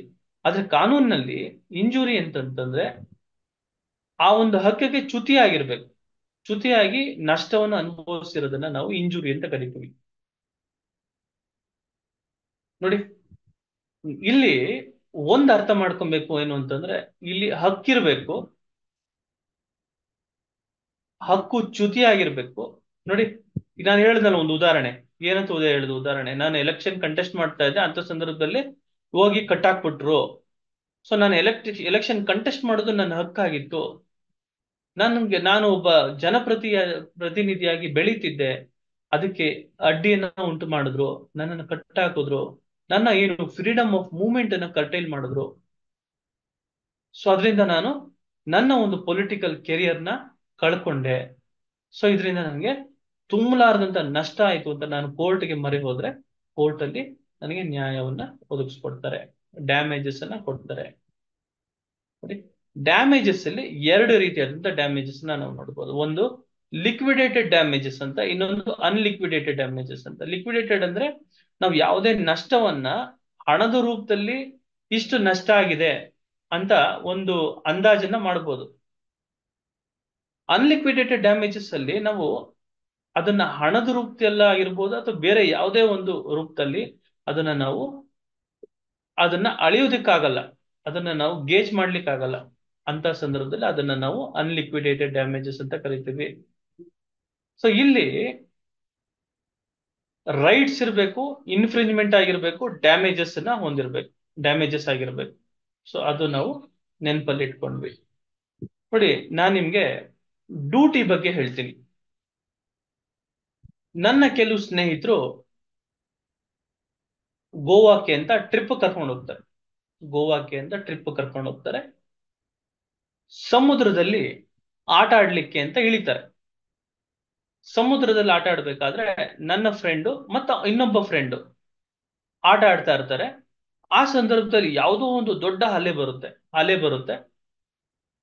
ಆ ಅಲೆ ನಾವ್ ಹೇಳ್ತಿರ್ತೀವಿ, ಅಷ್ಟು ದೂರ ಹೋಗ್ಬೇಡ್ವೋ, ನೀನು ಬಹಳ ಸಿಕ್ಕಾಪಟ್ಟೆ ಅಲೆಗಳು ಜಾಸ್ತಿ ಇದೆ, ಒತ್ತಡ ಜಾಸ್ತಿ ಇದೆ, ಹೋಗ್ಬೇಡ ಅಂತ ಹೇಳ್ತಾ ಇರ್ತೀವಿ. ಅವನು ಕೇಳಲ್ಲ ಮಾತು, ಅವನು ಹೋಗ್ಬಿಡ್ತಾನೆ. ಸೊ ಆ ಒಂದು ದೊಡ್ಡ ಅಲೆ ಬಂದು ಅವನ್ನ ಎಳ್ಕೊಂಡು ಹೋಗ್ಬಿಡುತ್ತೆ ಹಿಂದಕ್ಕೆ. ಅಂತ ಸಂದರ್ಭದಲ್ಲಿ ನನ್ನ ಫ್ರೆಂಡ್ ಅಲ್ಲೇ ಇದ್ದವನು, ಅವನಿಗೆ ಈಜು ಬರ್ತಾ ಇರುತ್ತೆ. Is a swimmer, basically is a swimmer. ಅವನ್ಗೆ ಆ ವ್ಯಕ್ತಿಯನ್ನ ಕಾಪಾಡೋ ಅಂತ ಎಲ್ಲಾ ಒಂದು ಶಕ್ತಿ ಸಾಮರ್ಥ್ಯನೂ ಇರುತ್ತೆ, ಆದ್ರೂ ಅವನು ಕಾಪಾಡಕ್ ಹೋಗಲ್ಲ. ನಾನು ಯಾಕೆ ರಿಸ್ಕ್ ತಗೋಬೇಕು ಅಂತ ಕ್ಯಾಲ್ಕುಲೇಟೆಡ್ ರಿಸ್ಕ್ ತಗೊಳಕ್ ನನ್ಗೆ ಅವನು ರೆಡಿ ಇರಲ್ಲ. ಅವತ್ತಿನ ದಿವಸ ಆ ವ್ಯಕ್ತಿ ಮರಣ ಹೊಂದು ಸತ್ತೋಗ್ಬಿಡ್ತಾನೆ. ಅಂತ ಸಂದರ್ಭದಲ್ಲಿ ಆ ವ್ಯಕ್ತಿಯ ಮೇಲೆ, ಒಬ್ಬ ಸ್ವಿಮ್ಮರ್ ಮೇಲೆ ಆ ವ್ಯಕ್ತಿ ಸತ್ತೋದ್ನಲ್ಲ, ಅವನ ಕುಟುಂಬದವ್ರು ಬಂದು, ನೀನ್ ಯಾಕೆ ಅವನ್ನ ಕಾಪಾಡ್ಲಿಲ್ಲ, ನೀನ್ ಕಾಪಾಡೋದಿದ್ರೆ ಅವನು ಬದುಕ್ತಿದ್ದ ಅಂತ ಹೇಳಿ ಅವನ ಮೇಲೆ ಒಂದು ಕಾಂಪನ್ಸೇಷನ್ ಕೇಸನ್ನ ಹಾಕ್ತಾರೆ. ಆ ಸಂದರ್ಭದಲ್ಲಿ ಹೇಳ್ತಾರೆ, ಕೋರ್ಟ್ ಏನಂತ ಹೇಳುತ್ತೆ ಅಂದ್ರೆ, ಅವನಿಗೆ ಡ್ಯಾಮೇಜಸ್ ಅನ್ನ ಕೊಡುವಂಥದ್ದು ಏನೂ ಇಲ್ಲ, ಕಾಂಪನ್ಸೇಷನ್ ಕೊಡುವಂಥದ್ದು ಏನಿಲ್ಲ. ಯಾಕೆ ಅಂತಂದ್ರೆ, ಆ ಸ್ವಿಮ್ಮರ್ ಇದ್ನಲ್ಲ, he do not have any legal duty, ನೋಡಿ, legal duty towards that deceased person to protect him from drowning in the ocean ಅಂತ. ಸಮುದ್ರದಲ್ಲಿ ಮುಳುಗ್ತಾ ಇರೋ ವ್ಯಕ್ತಿನ ಕಾಪಾಡೋ ಅಂತ ಒಂದು ಕಾನೂನಾತ್ಮಕ ಬಾಧ್ಯತೆ ಅವನಿಗಿರ್ಲಿಲ್ಲ ಅಂತೇಳಿ. ಹಾಗಾಗಿ ಏನು ನಷ್ಟ ಪರಿಹಾರವನ್ನ ಕೊಡುವಂತದ್ದು ಏನು ಇಲ್ಲ ಈ ಕೇಸ್ನಲ್ಲಿ ಅಂತೇಳಿ ಕೇಸ್ನ ವಜಾ ಮಾಡ್ತಾರೆ. ನೋಡಿ, ಅದೇ ಎಕ್ಸಾಂಪಲ್ ನಾನು ನಿಮ್ಗೆ ಕೊಡ್ತೀನಿ. ಅದೇ ಸಮುದ್ರದಲ್ಲಿ ಒಂದು ಪೊಲೀಸ್ ತಂಡವನ್ನ ಸರ್ಕಾರ ನಿಯೋಜಿಸಿರುತ್ತೆ. ಅವ್ರದ್ದೇನು ಅಂತಂದ್ರೆ, ಸಮುದ್ರದಲ್ಲಿ ಯಾರಾದ್ರೂ ಮುಳುಗ್ತಾ ಇದ್ರೆ ಅವ್ರನ್ನ ಬಂದು ಕಾಪಾಡುವಂಥದ್ದು. ಆ ಸಂದರ್ಭದಲ್ಲಿ ಒಬ್ಬ ವ್ಯಕ್ತಿ ಸಮುದ್ರದಲ್ಲಿ ಮುಳುಗ್ತಾ ಇದ್ದಾನೆ ಅಂದಾಗ, ಆ ವ್ಯಕ್ತಿ ನಿಯೋಜನೆಗೊಂಡಿರ್ತಾನಲ್ಲ, ಆ ಪೊಲೀಸ್ ಸಿಬ್ಬಂದಿ ಕಾಪಾಡುವಂತವನು ನೋಡಿ ಸಹ ಕಾಪಾಡದಲೇ ಇದ್ದಂತ ಸಂದರ್ಭದಲ್ಲಿ ನೀವು ಸರ್ಕಾರದ ವಿರುದ್ಧ ಕೇಸನ್ನ ಹಾಕ್ಬೋದು. ಸರ್ಕಾರದ ವಿರುದ್ಧ ಕೇಸನ್ನ ಹಾಕಿ ನೀವು ಏನು ಬಾಧ್ಯತೆ ಇತ್ತು, ಕಾನೂನಿನ ಬಾಧ್ಯತೆ ಇದ್ದು ಸಹ ನೀವು ಕಾಪಾಡ್ಲಿಲ್ಲ, ಹಾಗಾಗಿ ಇವನು ಮೃತವನ್ನ ಹೊಂದಿದ್ದಾನೆ, ಹಂಗಾಗಿ ನಮ್ಗೆ ನಷ್ಟ ಪರಿಹಾರವನ್ನ ಕೊಡಿ ಅಂತ ಏನಾದ್ರೂ ಕೇಸ್ ಹಾಕಿದ್ರೆ ಆ ಕೇಸಲ್ಲಿ ಪರಿಹಾರ ಸಿಗುತ್ತೆ. ನೋಡಿ, ಇದನ್ನ ನಾವು ಮೆಡಿಕಲ್ ನೆಗ್ಲಿಜೆನ್ಸ್ಗೆ ನಾವು ಕನೆಕ್ಟ್ ಮಾಡಿದ್ರೆ, ನೋಡಿ, government doctor has a duty to treat the patient. Doctor has a duty to treat the patient. What kind of a duty? Legal duty to treat the patient. So in that juncture, if any of the patient admitted to the hospital and he requires immediate treatment, and if that immediate treatment is being denied by the government doctor in treating the patient, and because of that if patient died, then you can claim compensation against the government doctor himself. You can file a case against the government for seeking damages. So here you need to understand three things. ಅಲ್ಲಿ right, infringement of right, damages na ನೋಡ್ತಾ ಇದ್ವಿ. ಇಲ್ಲಿ with respect to the duty, you need to see whether there is a legal duty, whether that duty is being not done, because of the duty is being not done, the person who suffered some damages, in that juncture you will get compensation, not otherwise ಅಂತ ಹೇಳಿ ನೋಡಿ. In terms of legal right, in terms of legal duty, you will get compensation. ಅದು ನಿಮ್ಗೆ ಅರ್ಥ ಆಯ್ತು. ಹಾಗಾಗಿ ನಿಮಗೆ ಕಾನೂನಿನ ಹಕ್ಕುಗಳದ್ರ ಬಗ್ಗೆ ಅರಿವಿರಬೇಕು, ಕಾನೂನಿನ ಬಾಧ್ಯತೆಗಳ ಮೇಲೆ ಜಾಗೃತರಾಗಿರ್ಬೇಕು. ಯಾವುದೋ ಒಂದು ರಿಜಿಸ್ಟರ್ಡ್ ಆರ್ಗನೈಸೇಷನ್ ಅಲ್ಲಿ ನಾನು ಸ್ಲೀಪಿಂಗ್ ಪಾರ್ಟ್ನರ್ ಆಗಿದ್ದೀನಿ, ನಾನು ಡಾರ್ಮೆಂಟ್ ಪಾರ್ಟ್ನರ್ ಆಗಿದ್ದೀನಿ, ಅವ್ರು ಏನ್ ವ್ಯವಹಾರ ಮಾಡಿದ್ರು ನನ್ಗೆ ಗೊತ್ತಿಲ್ಲ, ಅದು ಆಲ್ರೆಡಿ ಕಂಪನಿ ಡಿಸಲ್ಯೂಟ್ ಆಯ್ತು, ಪಾರ್ಟ್ನರ್ಶಿಪ್ ಡಿಸೊಲ್ಯೂಷನ್ ಆಯ್ತು, ಆಮೇಲೆ ನೋಡಿದ್ರೆ ಅದ್ರ ಸಾಕಷ್ಟು ಸಾಲಗಳನ್ನು ಮಾಡಿದ್ರು, ನಾನ್ ತೀರ್ಸ್ಬೇಕಾ ಸರ್ ಅಂತ ಪ್ರಶ್ನೆಯನ್ನ ಕೇಳಿದ್ರೆ ಹೌದು. ಸೊ ಪಾರ್ಟ್ನರ್ಶಿಪ್ ಏನ್ ಹೇಳುತ್ತೆ ಅಂತಂದ್ರೆ, partnership firm, registered partnership firm ಏನಂತ ಹೇಳುತ್ತೆ ಅಂದ್ರೆ, all the partners are equally held liable for all the debts made for the purpose of the trust, for the purpose of trust. So you are also equally liable ಅಂತ ಹೇಳ್ಬಿಡುತ್ತೆ partnership, ಆಯ್ತಾ. So ಹಾಗಾಗಿ you need to be very much alert. So whenever you entered into a legal transactions,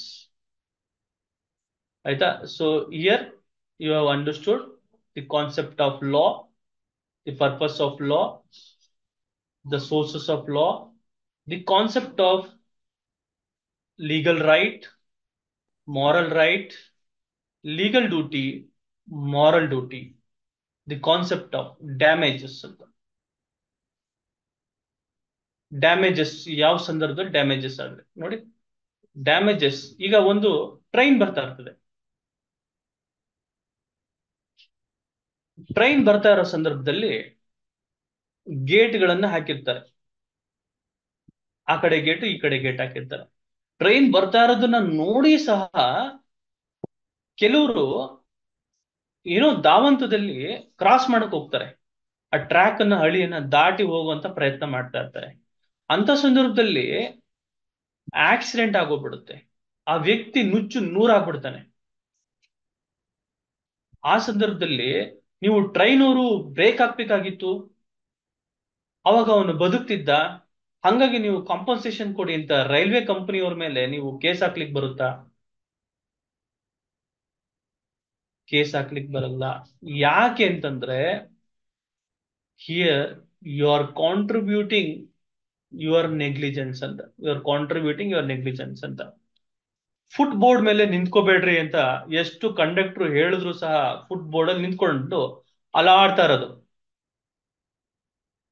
ಯಾವುದೋ ಒಂದು hump ಅಂತು, ಆ foot board ಅಲ್ಲಿ ನಿಂತಿದ್ದ ಬಸ್ಸಿನ ಒಂದು ಬಾಕ್ಲ ಹತ್ರ ನಿಂತಿರೋ ಅಂತವನು ಜಂಪ್ ಆದ, ಕೆಳಗಡೆ ಬಿದ್ದಿದ ತಕ್ಷಣ ಅವನ ತೊಡೆ ಮೇಲೆ ಆ ಬಸ್ಸಿನ ಹಿಂದಿನ ಚಕ್ರ ಹರಿದು ಬಿಡ್ತು, ಅವನ ಸ್ಥಳದಲ್ಲೇ ಮೃತಪಟ್ಟ. ಇದಕ್ಕೆ ಯಾರು ಹೊಣೆ?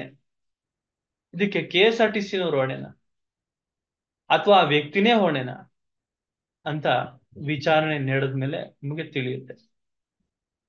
ಸೊ ಹಾಗಾಗಿ ನಮಗೆ ಸದ್ಯದ ಒಂದು ಸಂದರ್ಭದಲ್ಲಿ ನಾವು ಏನನ್ನ ಅರ್ಥ ಮಾಡ್ಕೊಬೇಕು ಅಂತಂದ್ರೆ, ಯಾವ ಸಂದರ್ಭದಲ್ಲಿ ನಮಗೆ ಕಾನೂನಿನ ಪರಿಹಾರ ದೊರಕುತ್ತೆ, ಯಾವ ಸಂದರ್ಭದಲ್ಲಿ ನಮಗೆ ಕಾನೂನಿನ ಪರಿಹಾರ ದೊರಕೋದಿಲ್ಲ, ಯಾವುದು ನಮ್ಮ ಕಾನೂನಾತ್ಮಕ ಹಕ್ಕು, ಯಾವುದು ನಮ್ದು ಕಾನೂನಾತ್ಮಕ ಹಕ್ಕಲ್ಲ, ಯಾವುದು ನಮ್ದು ಕಾನೂನಾತ್ಮಕ ಬಾಧ್ಯತೆ, ಯಾವುದು ನಮ್ದು ಕಾನೂನಾತ್ಮಕ ಬಾಧ್ಯತೆ ಅಲ್ಲ, ಯಾವ ಸಂದರ್ಭದಲ್ಲಿ ನಷ್ಟ ಉಂಟಾದಾಗ ನಮ್ಗೆ ಪರಿಹಾರ ಸಿಗುತ್ತೆ. ಕಾನೂನಾತ್ಮಕ ನಷ್ಟ ಆದಾಗ ಸಂದರ್ಭದಲ್ಲಿ ಮಾತ್ರ ಕಾನೂನಿನ ಪರಿಹಾರ ಸಿಗುತ್ತೆ ಹೊರತು ಬೇರೆ ಸಂದರ್ಭದಲ್ಲಿ ಅಲ್ಲ. ಉದಾಹರಣೆಗೆ ಟ್ರೈನ್ ಆಕ್ಸಿಡೆಂಟ್. ಸೊ ಇಷ್ಟು ನಮ್ಗೆ ನೆನಪಲ್ಲಿರ್ಬೇಕು. ಈಗ ನಾನು ಒಂದು ಸ್ಕೂಲ್ ನಡೆಸ್ತಾ ಇರ್ತೇನೆ, ಸ್ಕೂಲ್ನ ಪ್ರೊಪ್ರೈಟರ್ ನಾನು.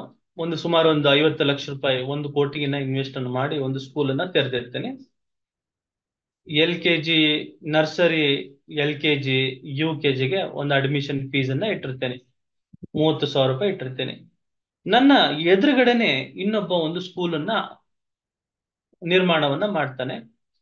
ಅವನು ಸುಮಾರು ಒಂದು 2 ಕೋಟಿ ರೂಪಾಯಿ ಇನ್ವೆಸ್ಟ್ ಅನ್ನ ಮಾಡ್ತಾನೆ. ಆದ್ರೆ ಅವನೇನ್ ಮಾಡ್ತಾನೆ ಅಂತಂದ್ರೆ,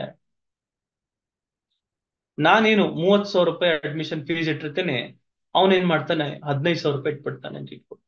ತಕ್ಷಣ ನನ್ನ ಸ್ಕೂಲ್ಗೆ ಬರುವಂತ ಅಡ್ಮಿಷನ್ ಕಡಿಮೆ ಆಗ್ಬಿಡುತ್ತೆ. ನಾನು ಇದನ್ನ ಪ್ರಶ್ನೆ ಮಾಡ್ತೇನೆ, ನೋಡ್ರಿ ನೀವು ನಮ್ಮ ಸ್ಕೂಲ್ ಎದುರುಗಡೆನೆ ನೀವು ಇನ್ನೊಂದು ಸ್ಕೂಲ್ ಮಾಡಿದ್ದೀರಾ, ನೀವು 15,000 ರೂಪಾಯಿ ಅಡ್ಮಿಷನ್ ಫೀಸ್ ಇಟ್ಟಿದ್ದೀರಾ, ಹಂಗಾಗಿ ನನ್ನ ಹತ್ರ ಬರುವಂತ ಕಸ್ಟಮರ್ಸ್ ಏನಾದ್ರು ನಿಮ್ಗೆ ಬರ್ತಾ ಇದ್ದಾರೆ, ಅಡ್ಮಿಷನ್ಸ್ ಎಲ್ಲ ನಿಮ್ಮಲ್ಲಿ ಆಗ್ತಾ ಇದೆ, ನಮ್ಮಲ್ಲಿ ಆಗ್ತಾ ಇಲ್ಲ, ಇದರಿಂದ ನನಗೆ ತೊಂದರೆ ಆಗ್ತಾ ಇದೆ, ನೀವು ಸ್ಕೂಲ್ನ ಮುಚ್ಚ್ರಿ ಅಥವಾ ನೀವು ಸ್ಕೂಲ್ ಅನ್ನು ಬೇರೆ ಕಡೆ ಹೋಗಿ ಮಾಡ್ರಿ ಅಂತ ಕೇಳೋಂತ ಅಧಿಕಾರ ಏನಾದ್ರೂ ಇದೆಯಾ ಸರ್ ಅಂತ ಕೇಳಿದ್ರೆ, ನನಗೆ ಕೇಳೋಂತ ಅಧಿಕಾರ ಇಲ್ಲ.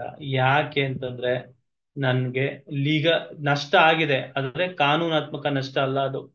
It is not a legal injury. Damages is there, but there is no legal injury. ಅದನ್ನ ನಾವೇನಂತ ಕರಿತೀವಿ. So in that situation I will not get any remedy from the court of law, remedy from the law. Law means justice ಅಂತ. Law is only a tool, but ultimately justice is the ultimate objective of the law. Introduction of the law. ಆಯ್ತಾ? Law is only a tool. It is only a medium. ಈಗ ನಾನು ನಿಮ್ ಜೊತೆಗೆ ಮಾತಾಡ್ತಾ ಇದ್ದೀನಿ. ಹೇಗ್ ಮಾತಾಡ್ತಾ ಇದ್ದೀನಿ? ಜೂಮಿನ ಒಂದು ಅಪ್ಲಿಕೇಶನಿನ ಆಧಾರದ ಮೇಲೆ ಮಾತಾಡ್ತಾ ಇದ್ದೀನಿ. ನನ್ನ ಉದ್ದೇಶ ಏನು? ಕಾನೂನಿನ ಜ್ಞಾನವನ್ನ ನಿಮಗೆ ಜೊತೆ ಹಂಚ್ಕೊಳ್ಳುವಂಥದ್ದು, ಶೇರ್ ಮಾಡುವಂಥದ್ದು ನನ್ನ ಉದ್ದೇಶ. ಸೊ ಆ ಉದ್ದೇಶಕ್ಕೆ ಈ ಝೂಮ್ ಅನ್ನೋದು ಮಾಧ್ಯಮ ಆಗಿದೆ. ಕಾನೂನು ಅನ್ನೋದು ಅಷ್ಟೇನೆ. ನ್ಯಾಯವನ್ನ ಪಡ್ಕೊಳ್ಳೋದಕ್ಕೆ ಅದು ಒಂದು ಸಾಧನ ಅಷ್ಟೇ. ಕಾನೂನಿನ ಕಲಿಕೆ ನ್ಯಾಯವನ್ನ ಪಡ್ಕೊಳ್ಳಿಕ್ಕೆ ಇರುವ ಒಂದು ಸಾಧನ. Law is only a device to obtain justice ಅಂತ. So who will provide the justice ಅಂತಂದ್ರೆ the courts, the judiciary. It is one of the organs of the government. It is an independent body, irrespective of social state, irrespective of the political states, irrespective of economic states. Justice provided equally. ನೀನು ಬಡವ ಆಗ್ಲಿ, ಶ್ರೀಮಂತ ಆಗ್ಲಿ, minister ಆಗ್ಲಿ, ಮತ್ತೊಂದಾಗ್ಲಿ, DC ಆಗ್ಲಿ, police officer ಆಗ್ಲಿ, ನೀನ್ ಯಾರೇ ಆಗ್ಲಿ, ತಪ್ಪು ಮಾಡಿದ್ಯಾ ಅಂದ್ರೆ ನಿನಗೆ ಶಿಕ್ಷೆ ಆಗೇ ಆಗುತ್ತೆ. The law will not discriminate. The justice, I know, the scales of justice may be blind, but not the judge ಅಂತ. ಜಡ್ಜ್ ಕಣ್ಣಿರುತ್ತಲ್ವಾ, ಅವ್ರು ನೋಡ್ತಾರಲ್ವಾ, ಯಾವ್ದು ಸರಿ ಯಾವ್ದು ತಪ್ಪು ಅಂತ ನೋಡ್ತಾರಲ್ವಾ, ನೋಡಿ ಅವರು ನಿರ್ಧರಿಸ್ತಾರೆ. They will apply the principles of law. ಕಾನೂನಿನ ತತ್ವಗಳ ಆಧಾರದ ಮೇಲೆ ಏನು, ಇದು ಲೀಗಲ್ ರೈಟ್, ಇದು ನಾನ್ ಲೀಗಲ್ ರೈಟ್. ಸೊ ಇದರಲ್ಲಿ ಹಕ್ಕಿದೆ, ಇದರಲ್ಲಿ ಹಕ್ಕಿಲ್ಲ, ಇದರಲ್ಲಿ ಡ್ಯಾಮೇಜಸ್ ಅನ್ನ ನಾವು ಕೊಡ್ಬೋದಾ, ಡ್ಯಾಮೇಜಸ್ ಆಗಿದೆ, ಇದರಲ್ಲಿ ಡ್ಯಾಮೇಜಸ್ ಆಗಿಲ್ಲ ಅಂತ ಹೇಳಿ ನಾವು ಆ ಒಂದು ನಿಟ್ಟಿನಲ್ಲಿ ಒಂದು ನ್ಯಾಯದ ಒಂದು ನಿರ್ಣಯವನ್ನ ಮಾಡಿ ನ್ಯಾಯನ್ನ ವಿಲೇವರಿ ಮಾಡ್ತಾರೆ. ಸೊ ಇಷ್ಟು ನಾವು ಅಂಶಗಳನ್ನ ನಾವು ನೆನಪಲ್ಲಿ ಇಟ್ಕೊಬೇಕು. ಡ್ಯಾಮೇಜಸ್ ವಿತ್ ಏನು legal injury, damages without legal injury ಅನ್ನೋದು ಒಂದು ಕಾನ್ಸೆಪ್ಟ್ ಅದು. ಆಯ್ತಾ? ಅದನ್ನ ಈ 2 ಕಾನ್ಸೆಪ್ಟ್ ಅನ್ನ ನೆನಪಲ್ಲಿ ಇಟ್ಕೋಬೇಕು. ರೈಟ್ಸ್ ಅನ್ನ ನೆನಪಲ್ಲಿ ಇಟ್ಕೊಬೇಕು, ಡ್ಯೂಟೀಸ್ ಅನ್ನ ನೆನಪಲ್ಲಿ ಇಟ್ಕೊಬೇಕು. Parameters of providing compensation with in terms of rights, infringement of rights, damages, legal duty, infringement of legal duty, damages, you will get a remedy, legal remedy. ಆಯ್ತಾ? ಸೊ ಇಷ್ಟು ಅಂಶಗಳನ್ನ ನೀವು ತಿಳ್ಕೊಳ್ಬೇಕು ಅಂತ ಹೇಳ್ತಾ ಇವತ್ತಿನ ಒಂದು ಏನು basic introduction of legal rights ಅನ್ನೋ ಕಾನ್ಸೆಪ್ಟ್ ಮೇಲೆ ಈ ಒಂದು ತರಗತಿಯನ್ನ ನಾನು ಇಲ್ಲಿಗೆ ಮುಕ್ತಾಯಗೊಳಿಸ್ತಾ ಇದ್ದೀನಿ. ನಮಸ್ಕಾರ. So now open to the discussion. You have any discussion, you want to ask any question, you may ask questions. So how was the class, how was the session? ಇದು ಹೇಳಿದ್ದು ನಿಮ್ಗೆ ಅರ್ಥ ಆಯ್ತಾ ಅಂತ, ಅರ್ಥ ಆಗಿದೆ ಅಂತ ನಾನು ಭಾವಿಸ್ತೀನಿ. ಅರ್ಥ ಆಯ್ತಾ? ಏನಾದ್ರು ಯಾರಾದ್ರೂ ಮಾತಾಡಿ. ಅಕ್ಬರ್ ಬಾಷಾ ಅವರೇ ಮಾತಾಡಿ. ಎಷ್ಟು ಜನ ತಾವು ಶಿಕ್ಷಕರಿದ್ದೀರಿ ಅನ್ನೋದನ್ನ ನನಗೆ ತಿಳಿಸ್ಕೊಡಿ.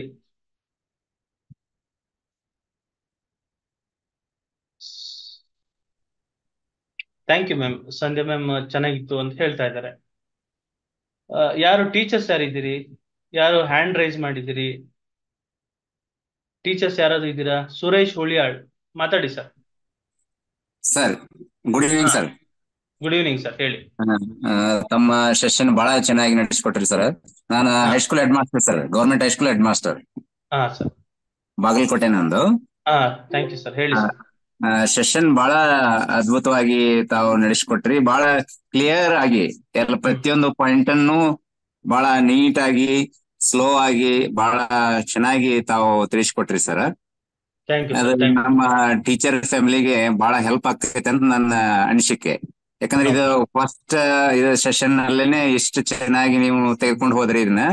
ಇನ್ನ ಮುಂದಿನ ಸೆಷನ್ ಇನ್ನೂ ನಮ್ ಟೀಚರ್ಸ್ ಗೆ ಬಹಳ ಹೆಲ್ಪ್ ಆಕೈತಿ ಅಂತ ನಾನು ಅನ್ಕೊಂಡಿದೀನಿ. ನಾನು ಜಾಯಿನ್ ಮಾಡಿಸ್ತೀನಿ ಸರ್ ಬಹಳಷ್ಟು ಜನನ್ನ ಇದರಲ್ಲಿ. ದಯವಿಟ್ಟು ಹೇಳಿ, ನಿಮ್ಮ ನಿಮ್ಮ ಸಿಬ್ಬಂದಿ ವರ್ಗ, ನಿಮ್ಮ ಶಿಕ್ಷಕರ ಸಿಬ್ಬಂದಿ ವರ್ಗಕ್ಕೆಲ್ಲ ತಿಳಿಸಿ, ಈ ತರ ಉಚಿತವಾಗಿ ಹೇಳ್ತೀನಿ. ಕಾನೂನ ತಿಳಿಸುವಂತ ಪ್ರಯತ್ನ ಮಾಡ್ತಾ ಇದ್ದಾರೆ. ಸೊ ಇಲ್ಲ ನಾನು ಹೇಳ್ತೀನಿ.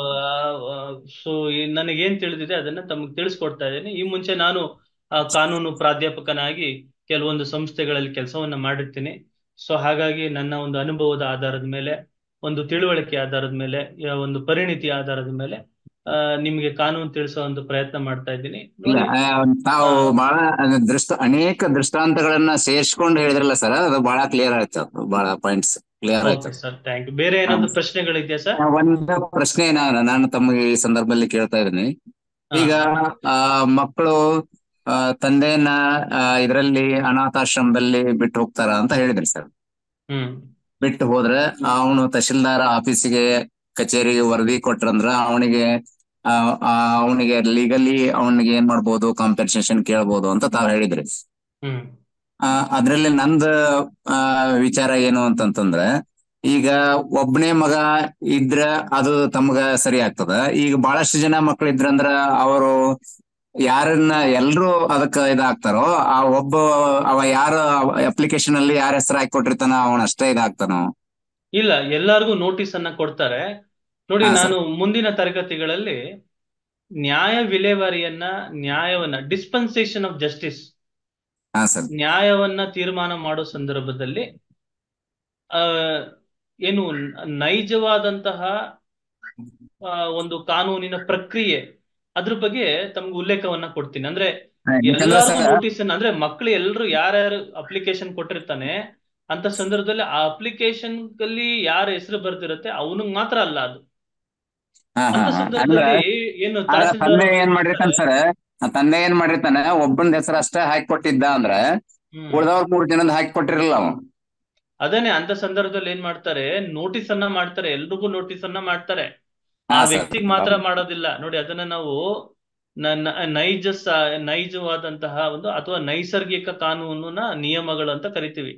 ಪ್ರಿನ್ಸಿಪಲ್ ಆಫ್ ನ್ಯಾಚುರಲ್ ಜಸ್ಟಿಸ್ ಅಂತ ನಾವು ಕರಿತೀವಿ. ನೈಸರ್ಗಿಕ ಕಾನೂನಿನ ನಿಯಮದ ಅಡಿಯಲ್ಲಿ ಯಾವುದೇ ಒಬ್ಬ ವ್ಯಕ್ತಿ ಇನ್ನೊಬ್ಬ ವ್ಯಕ್ತಿಯ ಮೇಲೆ ದೂರನ್ನ ತಂದಾಗ, ಆ ಯಾರ ಮೇಲೆ ದೂರನ್ನ ತಂದಿರ್ತಾರಲ್ಲ ಆ ವ್ಯಕ್ತಿನ ಏಕಪಕ್ಷೀಯವಾಗಿ ನಿರ್ಧಾರ ಮಾಡುವಂತದ್ದಲ್ಲ, ಒಂದ್ ಸೈಡ್ ಅಲ್ಲಿ ಮಾಡಬಾರ್ದು. ಅವನಿಗೂ ಸಹ ಯಾರ ಮೇಲೆ ದೂರನ್ನ ಕೊಟ್ಟಿರ್ತಾರೆ ಆ ವ್ಯಕ್ತಿಯನ್ನು ಕರೆಸ್ತಾರೆ, ಅವನಿಗೂ ಸಹ ಒಂದು ನೋಟಿಸ್ ಅನ್ನ ಕೊಡ್ತಾರೆ. ಅವನನ್ನು ಕರೆಸಿ, ನೀವ್ ಎಷ್ಟು ಜನ ಮಕ್ಳಿದ್ದೀರಿ, ನೀವೇನ್ ಕೆಲಸ ಮಾಡ್ತೀರಿ ಅಂತೆಲ್ಲ ಕೇಳಿ ಆಮೇಲೆ ನಿರ್ಧಾರವನ್ನ ತಗೊಳ್ಳುವಂತದ್ದು ಇರ್ತದೆ. ಇದನ್ನ ನಾವು ನೈಸರ್ಗಿಕ ಕಾನೂನಿನ ನಿಯಮಗಳು ಅಂತ ಕರಿತೀವಿ.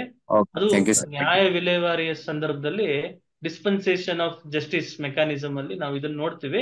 ಅದನ್ನ ನಾನು ಮುಂದಿನ ತರಗತಿಗಳಲ್ಲಿ ಸಿವಿಲ್ ನ್ಯಾಯಾಲಯಗಳು ಹೆಂಗ್ ಕೆಲಸ ಮಾಡ್ತವೆ, ಕ್ರಿಮಿನಲ್ ನ್ಯಾಯಾಲಯಗಳು ಹೆಂಗ್ ಕೆಲಸ ಮಾಡ್ತವೆ, ಬೇರೆ apart from civil court criminal courts ಕೂಡ ಬೇರೆ ಅಡ್ಮಿನಿಸ್ಟ್ರೇಟಿವ್ ಕೋರ್ಟ್ಸ್ ಆಗಿರ್ಬೋದು, ಅಲ್ಲಿ ಯಾವ ರೀತಿಯಾದಂತಹ ಪ್ರಕ್ರಿಯೆಯನ್ನ ಫಾಲೋ ಮಾಡ್ತಾರೆ, ಯಾವ ಒಂದು ನಿಯಮವನ್ನ ಫಾಲೋ ಮಾಡ್ತಾರೆ, ಅದೆಲ್ಲವೂ ತಿಳಿಸ್ಕೊಡುವಂತ ಸಂದರ್ಭದಲ್ಲಿ ಇವೆಲ್ಲ ವಿಚಾರಗಳು ನಾನು ಹೇಳ್ತೀನಿ. Thank you so much sir. ಇನ್ನೊಂದು ಸಣ್ಣ ಪ್ರಶ್ನೆ ನಂದು, ಈಗ ಒಂದು ಹಣ ಕೊಟ್ಟಿರ್ತೀವಿ ಒಬ್ಬ ಫ್ರೆಂಡ್ ಅಂತರ ಆಗ್ಲಿ ಅಥವಾ ಪರಿಚಯಿಸ್ತ ಅವನಿಗೆ ಹಣ ಕೊಟ್ಟಾಗ ತಾವ್ ಹೇಳಿದ್ರಿ 3 ವರ್ಷದೊಳಗ ಹಣ ಕೇಳ್ಬೇಕದನ್ನ, ಇಲ್ಲ ಅಂತಂದ್ರ ಅದು ಕಾನೂನಿನ ಅಡಿಯೊಳಗ್ ಬರಲ್ಲ ಅಂತ ಹೇಳಿ. ಈಗ ಹಂಗ ಫ್ರೆಂಡ್ಲಿ ಕೊಟ್ಟಿರ್ತೀವಿ ಸರ್ ಅಮೌಂಟ್, ಹ್ಮ್ ಈಗ ನಾವು ಅವನ ಕಡೆ ಕೆಲವೊಬ್ರು ಬಾಂಡ್ ಬರ್ಸ್ಕೋಬೇಕು ಅಂತಾರ, ಕೆಲವೊಬ್ರು ಒಂದೇ ಹಾಗೆ ಕೈಗಡ ಪತ್ರ ಅಂತ ಒಂದ್ ಹಾಳೆನಲ್ಲಿ ಬರ್ಸಿರ್ತಾರ. ಹ್ಮ್ ಬಾಂಡ್ ಬರ್ಸಿದ್ರು ಕೂಡ ಅದು ಲೀಗಲಿ ಅಲ್ಲ ಅಂತ ಕೆಲವೊಂದಿಷ್ಟು ಜನ ಹೇಳ್ತಾರ. ಅದು ಹ್ಮ್ ಸರಿನಾ ಹೆಂಗೆ ಅಂತ? ಇಲ್ಲ ನೋಡಿ, ಕಾನೂನಿನ ಅಡಿಯಲ್ಲಿ ಯಾವುದು ಸೂಕ್ತ ಅಂತ ಕಾನೂನಿನಲ್ಲಿ ಸ್ಪಷ್ಟತೆಯನ್ನ ಕೊಟ್ಟಿರುತ್ತೆ. ನೋಡಿ, ಈಗ ನಾನು ಒಂದು ಪ್ರಾಪರ್ಟಿನ ನನಗೆ ನೀವು ಸೇಲ್ ಮಾಡ್ತೀರಿ ಅಂತ ಇಟ್ಕೊಳ್ಳಿ, ನಿಮ್ ಮನೆಯನ್ನ ನನಗೆ ಬರ್ಕೊಡ್ತೀರಿ ಅಂತ ಇಟ್ಕೊಳ್ಳಿ.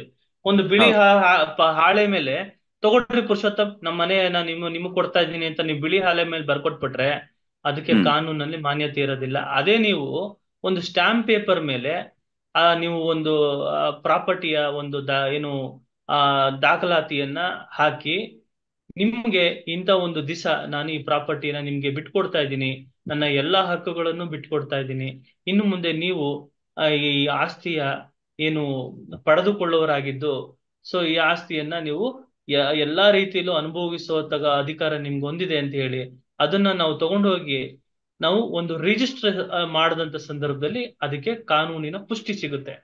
ಅಂತ ಸಂದರ್ಭದಲ್ಲಿ ಅಂತ ಒಂದು ಡಾಕ್ಯುಮೆಂಟ್ ಏನಾಗುತ್ತೆ, ವ್ಯಾಲಿಡ್ ಡಾಕ್ಯುಮೆಂಟ್ ಆಗುತ್ತೆ. ಆ ಆ ಸಂದರ್ಭದಲ್ಲಿ ಏನಾಗುತ್ತೆ, ನಾವು ಮಾಡಿದಂತ ಟ್ರಾನ್ಸಾಕ್ಷನ್ ಲೀಗಲ್ ಟ್ರಾನ್ಸಾಕ್ಷನ್ ಆಗುತ್ತೆ, ಲಾಫುಲ್ ಟ್ರಾನ್ಸಾಕ್ಷನ್ ಆಗುತ್ತೆ. ಸೊ ಸರಿ ಇದು ಸರ್. ಕಾಂಟ್ರಾಕ್ಟ್ ಅಂತ ಹೇಳಿ ಒಂದು ಸಬ್ಜೆಕ್ಟ್ ಇದೆ ಆ ಕಾನೂನಲ್ಲಿ, ಒಂದು ವಿಷಯ. ಸೊ ಹಾ ಯಾವುದು ಸರ್. ಕಾಂಟ್ರಾಕ್ಟ್ ಆಗುತ್ತೆ, ಯಾವುದು ಒಂದು ವ್ಯವಹಾರ, ಕಾನೂನಿನ ವ್ಯವಹಾರ ಯಾವ ಸಂದರ್ಭದಲ್ಲಿ ಕಾನೂನಿನ ವ್ಯವಹಾರ ಅಂತ ಅನಿಸ್ಕೊಳ್ಳುತ್ತೆ ಅನ್ನೋ ವಿಚಾರದಲ್ಲಿ ನಾವು ಮುಂದಿನ ದಿನಗಳಲ್ಲಿ ಕಾಂಟ್ರಾಕ್ಟ್ ಸರಿ ಸರ್. ಲಾ ಅನ್ನೋ ಒಂದು ಶೀರ್ಷಿಕೆ ಅಡಿಯಲ್ಲಿ ತಿಳ್ಕೊಳ್ಳೋಣ. Thank you sir. ಅದು ಎಷ್ಟು ಬಾಂಡ್ ಇರಬೇಕು ಅನ್ನೋದನ್ನ ಸ್ವಲ್ಪ ಆ ಟೈಮ್ದಲ್ಲಿ ಕ್ಲಿಯರ್ ಮಾಡ್ರಿ ಸರ್ ಪ್ಲೀಸ್. ಅಲ್ಲ, ಅಂದ್ರೆ ಅದು ಎಷ್ಟು ನೋಡಿ, ನೀವು ಬಾಂಡ್ ಎಷ್ಟು ಬಾಂಡ್ ಅಮೌಂಟ್ ನ ನೀವು ಪೇಪರ್? ಎಷ್ಟು ಅಮೌಂಟ್ ಅನ್ನ ಸಾಲ ಕೊಡ್ತೀರಿ ಹಾ ಅದ್ರ ಸರ್. ಮೇಲೆ ನಿಮ್ಗೆ ಅದು ಅದರದಲ್ಲಿ ಡಿಪೆಂಡ್ ಆಗುತ್ತೆ. ಈಗ 200 ರೂಪಾಯಿ ಬಾಂಡ್, 200 ರೂಪಾಯಿ ಸ್ಟಾಂಪ್ ಪೇಪರ್ ಮೇಲೆ ಅದೇ ನೀವು ಒಂದು 2 ಲಕ್ಷ ರೂಪಾಯಿ ಸಾಲವನ್ನ ಇಸ್ಕೊಂತೀರಿ. ಸೊ ಅದೆಲ್ಲ ಅದೇ ನೀವು ಏನ್ ಸ್ಟಾಂಪ್. ಮಾಡ್ಬೇಕಾಗುತ್ತೆ ಅಂದ್ರೆ, ನಿಮ್ಮ ಅಲ್ಲಿ ವಕೀಲರು ಇರ್ತಾರೆ, ಅವರ ವಕೀಲರ ಕಡೆ ಹೋಗುವಂತದ್ದು, ಅಥವಾ ಸಬ್ ರಿಜಿಸ್ಟ್ರಾರ್ ಆಫೀಸ್ ಅಲ್ಲಿ ಹೋಗಿ ಈ ತರ ಒಂದು ಸಾಲವನ್ನ ಕೊಡ್ತಾ ಇದ್ದೀನಿ, ಕೈ ಸಾಲವನ್ನ ಕೊಡ್ತಾ ಇದ್ದೀನಿ, ಎಷ್ಟು ರೂಪಾಯಿ ಸ್ಟಾಂಪ್ ನಾವು ತಗೋಬೇಕಾಗುತ್ತೆ. ಸೊ ಹೋಗಿ ನೀವು ಒಂದು ಅಗ್ರಿಮೆಂಟ್ ಮಾಡ್ಕೊಂಡು ರಿಜಿಸ್ಟರ್ ಮಾಡ್ಬಿಟ್ಟ ಅಂತ ಸಂದರ್ಭದಲ್ಲಿ ನಿಮ್ಗೆ ಅದ್ರ ಮೇಲೆ ಕಾನೂನಾತ್ಮಕ ಹಕ್ಕನ್ನ ಹೊಂದುತ್ತೀರಿ. ಆ ಸಂದರ್ಭದಲ್ಲಿ ಯಾರು ಡಿಫಾಲ್ಟ್ ಆಗ್ತಾರೆ ಅವನ ಮೇಲೆ ಸೂಕ್ತ ಕಾನೂನಿನ ಕ್ರಮವನ್ನು ತಗೊಳ್ಳುವಂತ ಎಲ್ಲಾ ಅಧಿಕಾರ ನಿಮ್ಗಿರುತ್ತೆ. ಅವಾಗ ನಿಮ್ಗೆ ನ್ಯಾಯ ಸಿಗುತ್ತೆ. Okay, thank you sir. Thank you sir. Right sir, right. Thank you. Vidyaprakash ಅವರೇ ಮಾತಾಡಿ. ನಮಸ್ತೆ ಸರ್. ನಮಸ್ತೆ ಮೇಡಮ್. ತುಂಬಾ ಚೆನ್ನಾಗಿತ್ತು ಸೆಷನ್. ಬೇಸಿಕ್ ಲಾ ಬಗ್ಗೆ ಹೇಳಿರೋದು, ತುಂಬಾ ವಿಷಯಗಳು ಆಕ್ಚುಲಿ ಬೇಸಿಕ್ ಫೌಂಡೇಶನ್ ಇಂದಾನೆ ಕಲಿಬೇಕು. ಸೊ ಅದು ತುಂಬಾ ಶಾರ್ಟ್ ಆಗಿ ನೀಟ್ ಆಗಿ ಅರ್ಥ ಆಗೋಂಗೆ ಎಕ್ಸ್ಪ್ಲೈನ್ ಮಾಡಿದೀರಾ. ಬಟ್ ನಂದೊಂದು ಫ್ಯೂ ಕನ್ಸರ್ನ್ಸ್ ಇತ್ತು ಸರ್. ಅಂದ್ರೆ ಕನ್ಸರ್ನ್ ಅನ್ನೋದಕ್ಕಿಂತ, ತಾವು ಏನ್ ಕೆಲಸ ಮಾಡ್ತೀರಿ? ನಾನು teacher sir. Very nice madam, very nice. So ನಾನು ಕೆಲವೊಂದು ಇನ್ಸಿಡೆಂಟ್ಸ್ ನಾನು ನೋಡಿದೀನಿ. ಸೊ ನನ್ಗೆ ಅದ್ರ ಬಗ್ಗೆ ಯಾವ ರೀತಿ ಅದನ್ನ ಪ್ರಾಬ್ಲಮ್ಸ್ ನ ಡೀಲ್ ಮಾಡ್ಬೋದು, ಅದಕ್ಕೆ ನಮ್ಗೆ ಯಾವ ರೀತಿ ರೈಟ್ ಇದೆ ನಮ್ಗೆ ಅಂತ ಒಂದು ಬೇಕಾಗಿತ್ತು. ಈಗ ಸಪೋಸ್ 2 ವರ್ಷ ಅಥವಾ 1 ವರ್ಷದಿಂದನೂ ಫೀಸೇ ಕಟ್ಟಲ್ಲ ಮಗುಗೆ. ಆದ್ರೆ ನಾವು ಮಗುದು ಎಜುಕೇಶನ್ ಬಗ್ಗೆ ಯೋಚನೆ ಮಾಡಿದಾಗ ಆ ಮಗುಗೆ ಯಾವ್ದೇ ರೀತಿ ಎಜುಕೇಶನ್ ಪ್ರಾಬ್ಲಮ್ ಆಗ್ಬಾರ್ದು ಅಂತ ಅಲೋ ಮಾಡ್ತೀವಿ, ಓದೋದಿಕ್ಕೆ ಮಾಡೋದಿಕ್ಕೆ ಎಲ್ಲಾನು. ಬಟ್ ಸ್ಟಿಲ್ ಆದ್ರೆ ಪೇರೆಂಟ್ಸ್ ಏನ್ ಮಾಡ್ತಾರೆ, ಅರ್ಥ ಮಾಡ್ಕೊಳ್ಳೋದಿಲ್ಲ ಆ ಇದನ್ನ. ಸೊ ಅವರು ಫೀಸು ಕಟ್ಟಲ್ಲ, ಹಾಗೆ ಅದನ್ನ ಹಂಗೆ ತಳ್ಕೊಂಡು ಹೋಗ್ತಾರೆ. ನಾನಾ ರೀತಿ ರೀಸನ್ಸ್ ಗಳು ಕೊಟ್ಟು ಎಮೋಷನಲಿ ಎಲ್ಲಾ ರೀತಿನೂ ಬರ್ತಾರೆ. ಫೈನಾನ್ಷಿಯಲ್ ಪ್ರಾಬ್ಲಮ್ಸ್ ಹೇಳ್ಕೊಂಡು, ಎಮೋಷನಲ್ ಪ್ರಾಬ್ಲಮ್ಸ್, ಫ್ಯಾಮಿಲಿ ಪ್ರಾಬ್ಲಮ್ಸ್ ಅಂತ ಹೇಳ್ಕೊಂಡು. ಬಟ್ ಆ ರೀತಿ ಸಿಚುಯೇಷನ್ಸ್ ನಾವು ಹೆಂಗೆ ಡೀಲ್ ಮಾಡಬಹುದು? ಲೀಗಲ್ ರೈಟ್ ಏನಿದೆ ನಮ್ಗೆ ಸ್ಕೂಲ್ಗೆ ಆ ತರ ಇದ್ದಾಗ? ನೋಡಿ, ಅಂತ ಸಂದರ್ಭದಲ್ಲಿ you have every right to curtail the admissions, or you are having a opportunity to recover the fees from the parents, from the side of parents ಅಂತ. ಯಾವುದೋ ಒಂದು ಮಗು ಆಟ ಆಡ್ತಾ ಇರ್ಬೇಕಾದ್ರೆ ಮಗು ಕೆಳಗಡೆ ಬಿದ್ದು ಗಾಯವನ್ನ ಮಾಡ್ಕೊಂಡ್ಬಿಡುತ್ತೆ ಆಟ ಆಡ್ಬೇಕಾದ್ರೆ. ಆ ಗಾಯ ಮಾಡದಂತ ಸಂದರ್ಭದಲ್ಲಿ ನೀವು ಪೇರೆಂಟ್ಸ್ ಆಗಿರಲ್ಲ, ಆದ್ರೆ ಆ ಒಂದು ಸಂದರ್ಭದಲ್ಲಿ ಒಬ್ಬ ಅನ್ನೋನ್ ಪರ್ಸನ್ ಆಗಿ, ಆ ಸ್ಟ್ರೇಂಜರ್ ಆಗಿದ್ದು ಆ ಮಗುವನ್ನ ಎತ್ಕೊಂಡು ಹೋಗಿ ಆ ಮಗುಗೆ ಟ್ರೀಟ್ಮೆಂಟ್ ಅನ್ನ ಕೊಡ್ತೀರಿ. ಹೌದು, ಟ್ರೀಟ್ಮೆಂಟ್ ಅನ್ನ ಕೊಡ್ತೀರಿ, ಬ್ಯಾಂಡೇಜ್ ಅನ್ನ ಹಾಕ್ಸ್ತೀರಿ, ವೈದ್ಯರಿಗೆ ಕನ್ಸಲ್ಟೇಷನ್ ಫೀ ಕೊಡ್ತೀರಿ, ಬ್ಯಾಂಡೇಜ್ ಫೀಸ್ ಕೊಡ್ತೀರಿ, ಎಲ್ಲವನ್ನು ಫೀಸ್ ಕನ್ನ ಕೊಟ್ಟಂತ ಸಂದರ್ಭದಲ್ಲಿ ಏನಾಗುತ್ತೆ ಅಂತಂದ್ರೆ, ಆ ಫೀಸ್ ಅನ್ನ ನೀವೇನು ಖರ್ಚು ಮಾಡಿರ್ತಿರಲ್ಲ, ಮಗುಗೆ ಖರ್ಚು ಮಾಡಿರ್ತಿರಲ್ಲ, ಆ ಹೌದು ನಿಟ್ಟಿನಲ್ಲಿ ಆ ಮಗುವಿನ ಮಾಡದಂತ ಖರ್ಚಿನ ನೀವು ಅವ್ರ ತಂದೆ ತಾಯಿ ಕಡೆ ಪಡ್ಕೊಳ್ಳೋ ಅಂತ ಹಕ್ಕನ್ನ ನೀವು ಹೊಂದಿರ್ತೀರಿ. ಈ ನಿಟ್ಟಿನಲ್ಲಿ ನಿಮಗೆ ಆ ಒಂದು ಏನು ಆಕ್ಟ್ ಮೇಲೆ ನಿಮ್ಗೆ ಒಂದು ರೈಟ್ ಕ್ರಿಯೇಟ್ ಆಗಿರುತ್ತೆ. ಸೊ ನೀವು ಒಂದು ರಿಕವರಿ ಮಾಡ್ಕೊಳ್ಳುವಂತ ಅಧಿಕಾರವನ್ನ ಒಂದು ಕಾನೂನಾತ್ಮಕವಾಗಿ ನೀವು ರಿಕವರಿಯನ್ನ ಮಾಡ್ಬೋದು. ಒಂದು ನೋಟಿಸ್ ಅನ್ನ ಕಳಿಸುವಂತದ್ದು, ಕಾನೂನ ಲೀಗಲ್ ವಕೀಲರ ಕಡೆಯಿಂದ ನೋಟಿಸ್ ಕಳಿಸುವಂತದ್ದು, ನಿಮ್ಮ ಪ್ರೈವೇಟ್ ಸ್ಕೂಲ್ ಆದಂತ ಸಂದರ್ಭದಲ್ಲಿ ಆ ನೋಟಿಸ್ ಅನ್ನ ಕಳಿಸಿ, ನೋಡಿ ನಿಮ್ಮ ಮಗುಗೆ ಡ್ಯೂಸ್ ಇದೆ, ಆ ಡ್ಯೂಸ್ ಅನ್ನ ಪಡ್ಕೊಳ್ಳುವಂತ ಹಕ್ಕು ನಮ್ಗಿದೆ. ಸೊ ನಾವು ಶಿಕ್ಷಣವನ್ನ ನಾವು ಕರ್ಟೈಲ್ ಮಾಡ್ತಾ ಇಲ್ಲ, ಶಿಕ್ಷಣವನ್ನ ಅವ್ರಿಗೆ ಎಲ್ಲಾ ರೀತಿಯಾದ ಶಿಕ್ಷಣವನ್ನ ಕೊಡ್ತಾ ಇದ್ದೀವಿ. ಹಾಗಾಗಿ ನೀವು ಆ ಫೀಸ್ ಅನ್ನ ನೀವು ನಮಗೆ ಕೊಡಿ ಅಂತ ಕೇಳುವಂತ ಎಲ್ಲಾ ಅಧಿಕಾರಗಳು ನಿಮ್ಗೆ ಇರುತ್ತೆ. ಆ ನಿಟ್ಟಿನಲ್ಲಿ ಡ್ಯೂ ಪ್ರೋಸೆಸ್ ಆಫ್ ಲಾ ಅಂತ ನಾವು ಕರಿತೀವಿ, ಅಂದ್ರೆ ಕಾನೂನಿನ ಪ್ರಕ್ರಿಯೆ ಮೂಲಕ, ಅಂದ್ರೆ ನೋಟಿಸ್ ಅನ್ನ ಕಳಿಸುವಂತದ್ದು. ನೋಟಿಸ್ ಅನ್ನ ಕಳಿಸಿ ಅವ್ರ ಕಡೆಯಿಂದ ಒಂದು ಏನು ಮನಿ ರಿಕವರಿ ಸೂಟ್ ಹಾಕೋದಾಗ್ಲಿ, ಅಥವಾ ಒಂದು ಏನು ಡಿಪಾರ್ಟ್ಮೆಂಟ್ ಆಫ್ ಪಬ್ಲಿಕ್ ಪ್ರಾಸಿಕ್ಯೂಷನ್ ಅಥವಾ ಅವ್ರನ್ನ ಕರೆಸಿ ಕೇಳೋವಂತ ಅಧಿಕಾರ ನಿಮ್ಗೆ ಇರ್ತದೆ. ಯಾಕೆಂದ್ರೆ ಸ್ಕೂಲ್ ಮಕ್ಕಳು ಅಡ್ಮಿಷನ್ ಟೈಮ್ ನಲ್ಲಿ ಅಡ್ಮಿಷನ್ ಒಂದು ಅಪ್ಲಿಕೇಶನ್ ಅನ್ನ ಭರ್ತಿ ಮಾಡಿ ಅವ್ರು ಸೇರ್ಕೊಂಡಿರ್ತಾರೆ. ಹೌದು ಸೇರ್ಕೊಂಡಿದ್ದು ಆ ಅಪ್ಲಿಕೇಶನ್ ಆಧಾರದ ಮೇಲೆ ಅವ್ರು ಫೀಸ್ ಅನ್ನು ಕಟ್ತೀವಿ ಅಂತ ಒಂದು ಕಂಡೀಷನ್ಸ್ಗೆ ಅವರು ಬಾಧ್ಯತರಾಗಿರ್ತಾರೆ. ಕಂಡೀಷನ್ಸ್ ಇರ್ಲಿ ಬಿಡ್ಲಿ, so it is an employed condition, ಆಯ್ತಾ. ಅಂತ ಸಂದರ್ಭದಲ್ಲಿ ಮಗುಗೆ ಏನು ಆ ವಿದ್ಯಾಭ್ಯಾಸದ ಖರ್ಚು ಏನಿರುತ್ತೆ ತಂದೆ ತಾಯಿ ಕಡೆಯಿಂದ ಪಡ್ಕೊಳ್ಳುವಂತ ಕಾನೂನಾತ್ಮಕ ಒಂದು ಹಕ್ಕು ನಿಮ್ಮಲ್ಲಿ ಇರ್ತದೆ. ಆ ಹಕ್ಕನ್ನ ನೀವು ಚಲಾಯಿಸಿ ಆ ಒಂದು ಫೀಸ್ ಅನ್ನ ತಂದೆ ತಾಯಿ ಕಡೆಯಿಂದ ಕಲೆಕ್ಟ್ ಮಾಡ್ಕೊಬಹುದು.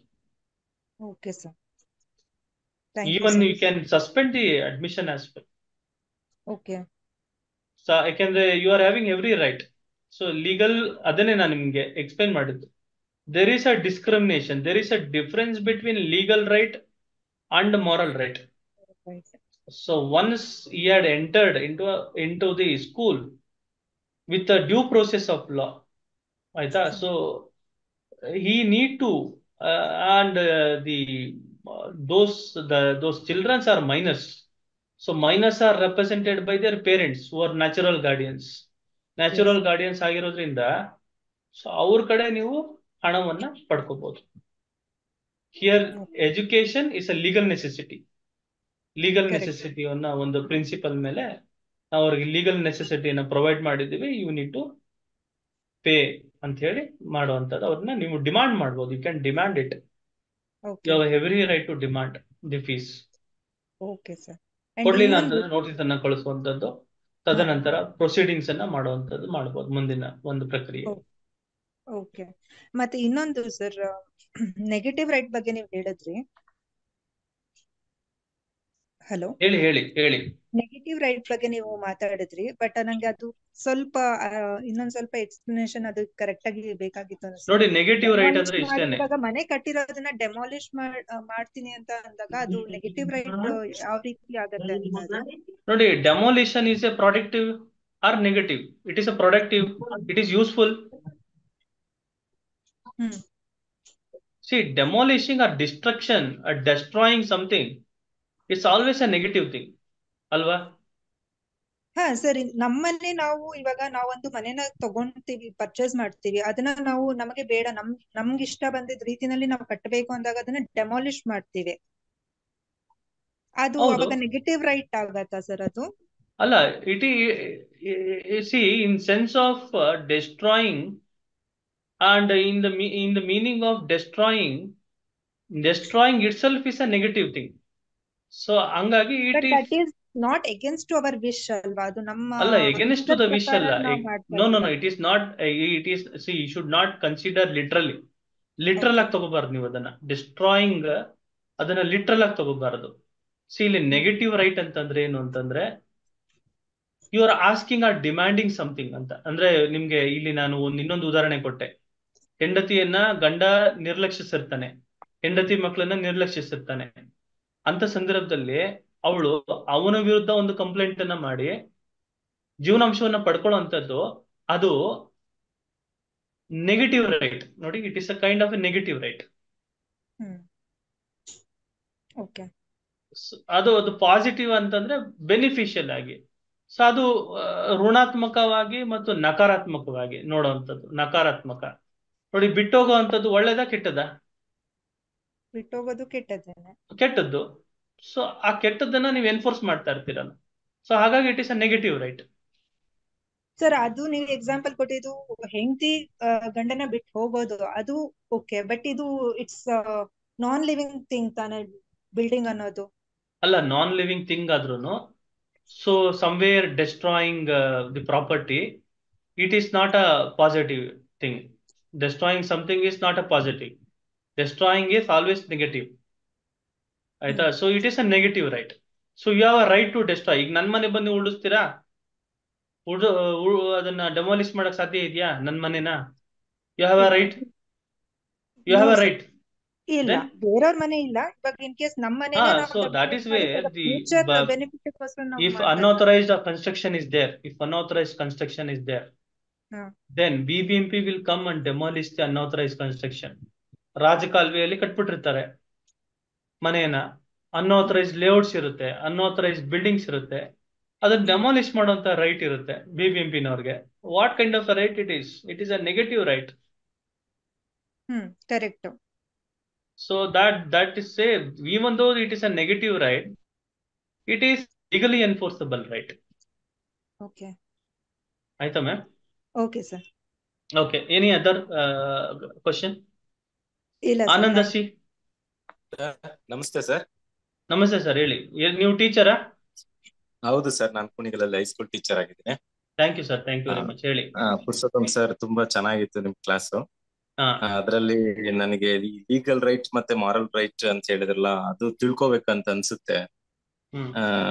ಅದರಲ್ಲಿ ನನಗೆ ಒಂದು ಸಮಸ್ಯೆ ಆಗಿದೆ. ನಾನು ನಮ್ಮ ಮಿಸ್ಸೆಸ್ ಅವರ ಹೆಸರಲ್ಲಿ ನೋಡಿ, ನಿಮ್ಮ ಇನ್ನೊಂದು ವಿಚಾರ ಹೇಳ್ತೀನಿ ನೋಡಿ.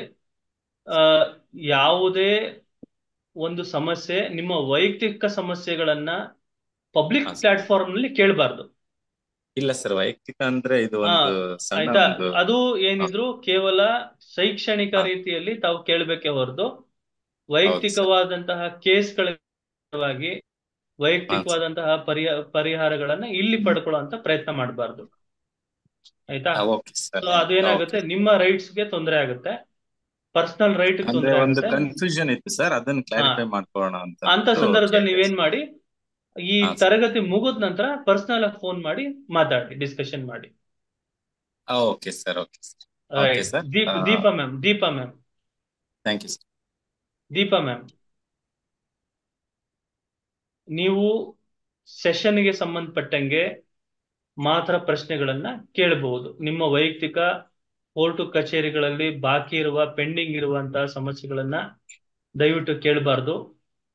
ಸೊ ಅದು ಯಾಕೆಂದ್ರೆ ಅದು it is against to the principle of justice ಆಗುತ್ತೆ. ಮತ್ತೆ ಅದು ಏನು ಕಾನೂನಿನ ಒಂದು ನಿಟ್ಟಿನಲ್ಲಿ ಅದು ಅಷ್ಟು ಸಮಂಜಸ ಅಲ್ಲ ಅಂತ ನಾನು ಭಾವಿಸ್ತೀನಿ.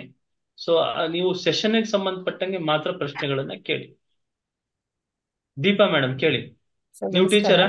ಹೌದು ಸರ್, ಟೀಚರೇ. ಈ ಫೀಸ್ ಸಂಬಂಧವಾಗಿ ನನ್ಗೊಂದು ಪ್ರಶ್ನೆ ಇದೆ. ಇವಾಗ ಏನಾಗುತ್ತೆ, ಪ್ರೈವೇಟ್ ಸ್ಕೂಲ್ಸ್ ಅಲ್ಲಿ ಕೆಲವು ಪೇರೆಂಟ್ಸ್. ಈ ತರಗತಿ ಹೇಗಿತ್ತು? ಓವರ್ ಆಲ್ ತರಗತಿ ಹೇಗಿತ್ತು? ತುಂಬಾ ಚೆನ್ನಾಗಿತ್ತು sir. Very broad out view about every single aspect. ನಿಜವಾಗ್ಲೂ ತುಂಬಾ ಚೆನ್ನಾಗಿತ್ತು. Thank you so much. Okay ma'am, okay, ಕೇಳಿ. ಫೀಸಿನ ಸಮಸ್ಯೆ ಕೇಳಿ.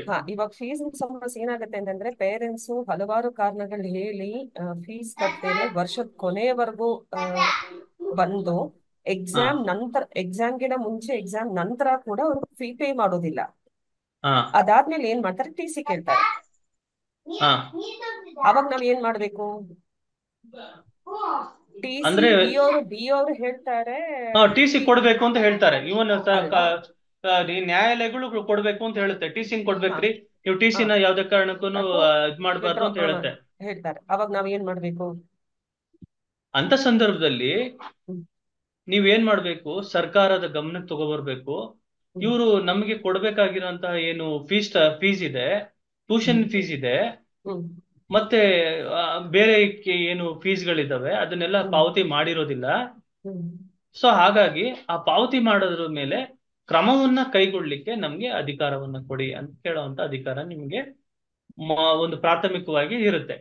ತದನಂತರ ನೀವು ತದನಂತರ ನೀವ್ ಏನ್ ಮಾಡ್ಬೇಕು ಅಂತಂದ್ರೆ ಅಡ್ಮಿಷನ್ ಆಗೋ ಸಂದರ್ಭದಲ್ಲಿ ಆ ಏನು ಒಬ್ಬ ಸ್ಟೂಡೆಂಟಿನ ಅಡ್ಮಿಷನ್ ಮಾಡ್ಕೋತೀರಿ, ಆ ಅಡ್ಮಿಷನ್ ಯಾವ ರೀತಿಲಿ ಇರ್ಬೇಕು ಅಂತಂದ್ರೆ ಒಂದು ಕಾಂಟ್ರಾಕ್ಟ್ಗೆ ಎಂಟ್ರ್ ಆಗಿರೋ ತರ ಇರ್ಬೇಕು. ಅದು ಒಂದು ಕರಾರನ್ನ ಮಾಡ್ಕೊಳ್ಳೋ ರೀತಿಲಿ ಇರ್ಬೇಕು. ಅಂದ್ರೆ ಆ ಒಂದು ಅಪ್ಲಿಕೇಶನ್ ಫಾರಂ ನಲ್ಲಿ ಕಂಡೀಷನ್ ಗಳನ್ನ ಹಾಕಿದ್ದು ಏನು, ಒಂದ್ ವೇಳೆ ಫೀಯನ್ನ ಪಾವತಿ ಮಾಡದಲೇ ಇದ್ದು ಡ್ಯೂಗಳಿದ್ದಂತ ಸಂದರ್ಭದಲ್ಲಿ ನಿಮ್ಮ ಮೇಲೆ ಪ್ರಕರಣವನ್ನು ದಾಖಲಿಸಿ ನಾವು ಫೀಯನ್ನ ಪಡ್ಕೋತೀವಿ ಅನ್ನೋ ನಿಟ್ಟಿನಲ್ಲಿ ಅದಕ್ಕೆ ನೀವು ಬದ್ರೆ, so are you ready for that ಅಂತ ಹೇಳಿ ಅವ್ರ ಕಡೆಯಿಂದ ಒಂದು ಅಂಡರ್ಟೇಕಿಂಗ್ ತಗೊಳ್ಳುವಂಥದ್ದು ಅಥವಾ ಒಂದು ಕನ್ಸೆಂಟ್ ಅನ್ನ ತಗೊಳ್ಳುವಂಥದ್ದು ಮಾಡ್ಬೇಕಾಗತ್ತೆ. ಅಪ್ಲಿಕೇಶನ್ ಫಾರ್ಮ್ ಅಲ್ಲಿ ಈ ರೀತಿಯಾದ ನೀವು ಮಾರ್ಪಾಟನ್ನ ಮಾಡ್ಕೊಬೇಕು. ಸೊ ಈಗ ಟಿ ಸಿನ ಕೊಡ್ತೀವಿ, ಟಿ ಸಿನ ಕೊಟ್ಟಾದ್ಮೇಲೆ ಅಂತ ಸಂದರ್ಭದಲ್ಲಿ ಅವ್ರ ಮೇಲೆ ಪ್ರಕರಣವನ್ನ ದಾಖಲಿಸ್ಬೇಕು ಅಂತದ್ದು. ಸೊ ನಿಮ್ಮ ಸ್ಕೂಲ್ಗಳಿರ್ಬೋದು, ನಿಮ್ಮ ಶಾಲಾ ಕಚೇರಿಗಳಿರ್ಬೋದು, ಅಲ್ಲೆಲ್ಲರೂ ಒಂದು ಒಬ್ಬ ವಕೀಲನ್ನ ನೀವು ನೇಮಕವನ್ನ ಮಾಡಿಕೊಂಡು ಆ ವಕೀಲರ ಕಡೆಯಿಂದ ಒಂದು ನೋಟಿಸ್ ಅನ್ನ ಜಾರಿ ಮಾಡಿ, ಸೊ ಈ ರೀತಿಯಾದಂತ ಒಂದು ಫೀಯನ್ನ ತಾವು ಕಟ್ಟಿಲ್ಲ, ಸೊ ಆ ಫೀಯನ್ನ ನೀವು ಕೊಡಿ ನಮ್ಗೆ. ಸೊ ಇದು ಕಾನೂನಾತ್ಮಕ ಒಂದು ನಮ್ಮ ಹಕ್ಕಾಗಿದ್ದು, ಆ ಕಾನೂನಾತ್ಮಕ ಹಕ್ಕನ್ನ ನಾನು ಕೇಳ್ತಾ ಇದ್ದೀನಿ, ಇದು ಸಮಂಜಸವಾಗಿದೆ ಅಂತ ನೀವು ಒಂದು ನೋಟಿಸ್ ಅನ್ನ ಕೊಡ್ಬೋದು. ನೋಟಿಸ್ ಅನ್ನ ಕೊಟ್ಟು ಅವ್ರಿಗೆ ಬರೋ ರೀತಿಲಿ ಮಾಡುವಂತದ್ದು. ತದನಂತರ ಅದನ್ನ ನ್ಯಾಯಾಲಯದಲ್ಲಿ ನೀವು ಪ್ರಶ್ನೆಯನ್ನ ಮಾಡ್ಬೋದು. Okay sir, thank you sir. Thank you very much. So ನಾಳೆ ಈಗ ತಾವು ಎಷ್ಟು ಜನ ತಾವಿದ್ದೀರಿ, ಈಗ ನಾಳೆ ತರಗತಿಗೆ ಅಟೆಂಡ್ ಆಗ್ಲಿಕ್ಕೆ ಆಗತ್ತಾ, ಅಥವಾ ನಾಳೆ ತಮ್ಗೆ ರಜೆಯನ್ನ ಬೇಕು? ಯಾಕೆಂದ್ರೆ ಆಲ್ಮೋಸ್ಟ್ ರಾಯಚೂರು ಗುಲ್ಬರ್ಗದಲ್ಲಿ ಎಲೆಕ್ಷನ್ ನಡೀತಾ ಇರೋದ್ರಿಂದ ಸೊ ಟೀಚರ್ಸ್ ಗಳನ್ನ ಅಲ್ಲಿ ಅಸೈನ್ ಮಾಡ್ತಾರೆ. ಸೊ ಹಾಗಾಗಿ ಅವ್ರು ಕೆಲವರು ಬರ್ಲಿಕ್ಕಾಗಲ್ಲ ಸರ್, ನೀವು 2 ದಿನ ಚುಟ್ಟಿ ಕೊಡಿ, ತದನಂತರ ನೀವು ತರಗತಿಯನ್ನ ಶುರು ಮಾಡಿ ಅಂತ ಕೆಲವರು ಸಜೆಷನ್ಸ್ ಕೊಟ್ರು. ಸೊ ಇದ್ರ ಬಗ್ಗೆ ತಮ್ಮ ಅಭಿಪ್ರಾಯ ಏನು ಅಂತ? ಸರಿ ಸರ್, ನಾಳೆ ಮತ್ತು ನಾಡಿದ್ದು 2 ದಿವಸ ರಜೆ ಇದ್ರೆ ಚೆನ್ನಾಗಿರುತ್ತೆ. ಓಕೆ, ಸೊ ಒಂದ್ ಕೆಲಸ ಮಾಡೋಣ ಹಾಗಾದ್ರೆ, ನಾಳೆ ಮತ್ತು ನಾಡಿದ್ದು ನಾವು ರಜೆಯನ್ನ ಕೊಡೋಣ. ಸೊ ಈ ತರಗತಿಯನ್ನ ಯಾಕೆಂತಂದ್ರೆ ಇದು ರೆಕಾರ್ಡಿಂಗು ಆಗ್ತದೆ, ನಮ್ಮ ತುಮಕೂರು ಚಾನೆಲ್ ನಲ್ಲಿ ರೆಕಾರ್ಡ್ ಆಗಿರ್ತದೆ. ಸೊ ಅಲ್ಲೂ ಸಹ ನೀವು ವೀಕ್ಷಣೆಯನ್ನ ಮಾಡ್ಬೋದು. ಆದ್ರೂ ತಮ್ಮ ಅನುಕೂಲಕ್ಕೆ ತಾವು ಲೈವ್ ಕ್ಲಾಸ್ ನಲ್ಲಿ ಕೇಳುವಂತದ್ದೇ ಬೇರೆ, ರೆಕಾರ್ಡಿಂಗ್ ಅಲ್ಲಿ ಕೇಳುವಂತದ್ದೇ ಬೇರೆ. ಸೊ ಹಾಗಾಗಿ ನೆಕ್ಸ್ಟ್ ನಾವು ತರಗತಿಯನ್ನ 8ನೇ ತಾರೀಕು ಇಟ್ಕೊಂಡ್ರೆ ನಡೆಯುತ್ತಾ sir? Yes sir, yes sir. ಇದಕ್ಕೆ ಎಷ್ಟು ಜನ ಒಪ್ಪಿದ್ದೀರಿ? ಇದಕ್ಕೆ ಎಲ್ಲರೂ ಒಪ್ಪಿದ್ದೀರಾ? 8ನೇ ತಾರೀಕು ತರಗತಿಯನ್ನ ಮಾಡೋಣ. Deepa ma'am, Sandhya ma'am, Suresh ಉಳಿಯಾಳ್, Mohan sir, ಯಾರು ಟೀಚರ್ಸ್ ಇದ್ದೀರಾ ಅದಕ್ಕೆಲ್ಲರೂ ಒಪ್ಪಿದ್ದೀರಾ? ಓಕೆ. ಸೊ 8ನೇ ತಾರೀಕು ನಾವು ಸಂಜೆ 7:00 ಮತ್ತೆ ನಾವು ಪುನಃ ನಾವು ಭೇಟಿಯಾಗೋಣ ಅಂತ ಹೇಳ್ತಾ, ಸಾಕಷ್ಟು ಅನುಕೂಲ ಆಗಿದೆ ಈ ಒಂದು ಕಾರ್ಯಕ್ರಮ. ನಿಜವಾಗ್ಲೂ ಸಹ ಏನು ನಮ್ಮ ಶಿಕ್ಷಕರಿಗೆ ಮತ್ತು ಜನಸಾಮಾನ್ಯರಿಗೆ ಮತ್ತು ಕಾನೂನಾಸಕ್ತರಿಗೆ ಅನುಕೂಲ ಆಗುತ್ತೆ ಅಂತ ಭಾವಿಸ್ತಾ ಈ ಒಂದು ತರಗತಿಯನ್ನು ನಾನು ಮುಗಿಸ್ತಾ ಇದ್ದೀನಿ. ಸೊ ಎಲ್ಲರಿಗೂ ಧನ್ಯವಾದ. ಜೈ ಹಿಂದ್, ಜೈ ಹಿಂದ್, ಜೈ ಹಿಂದ್.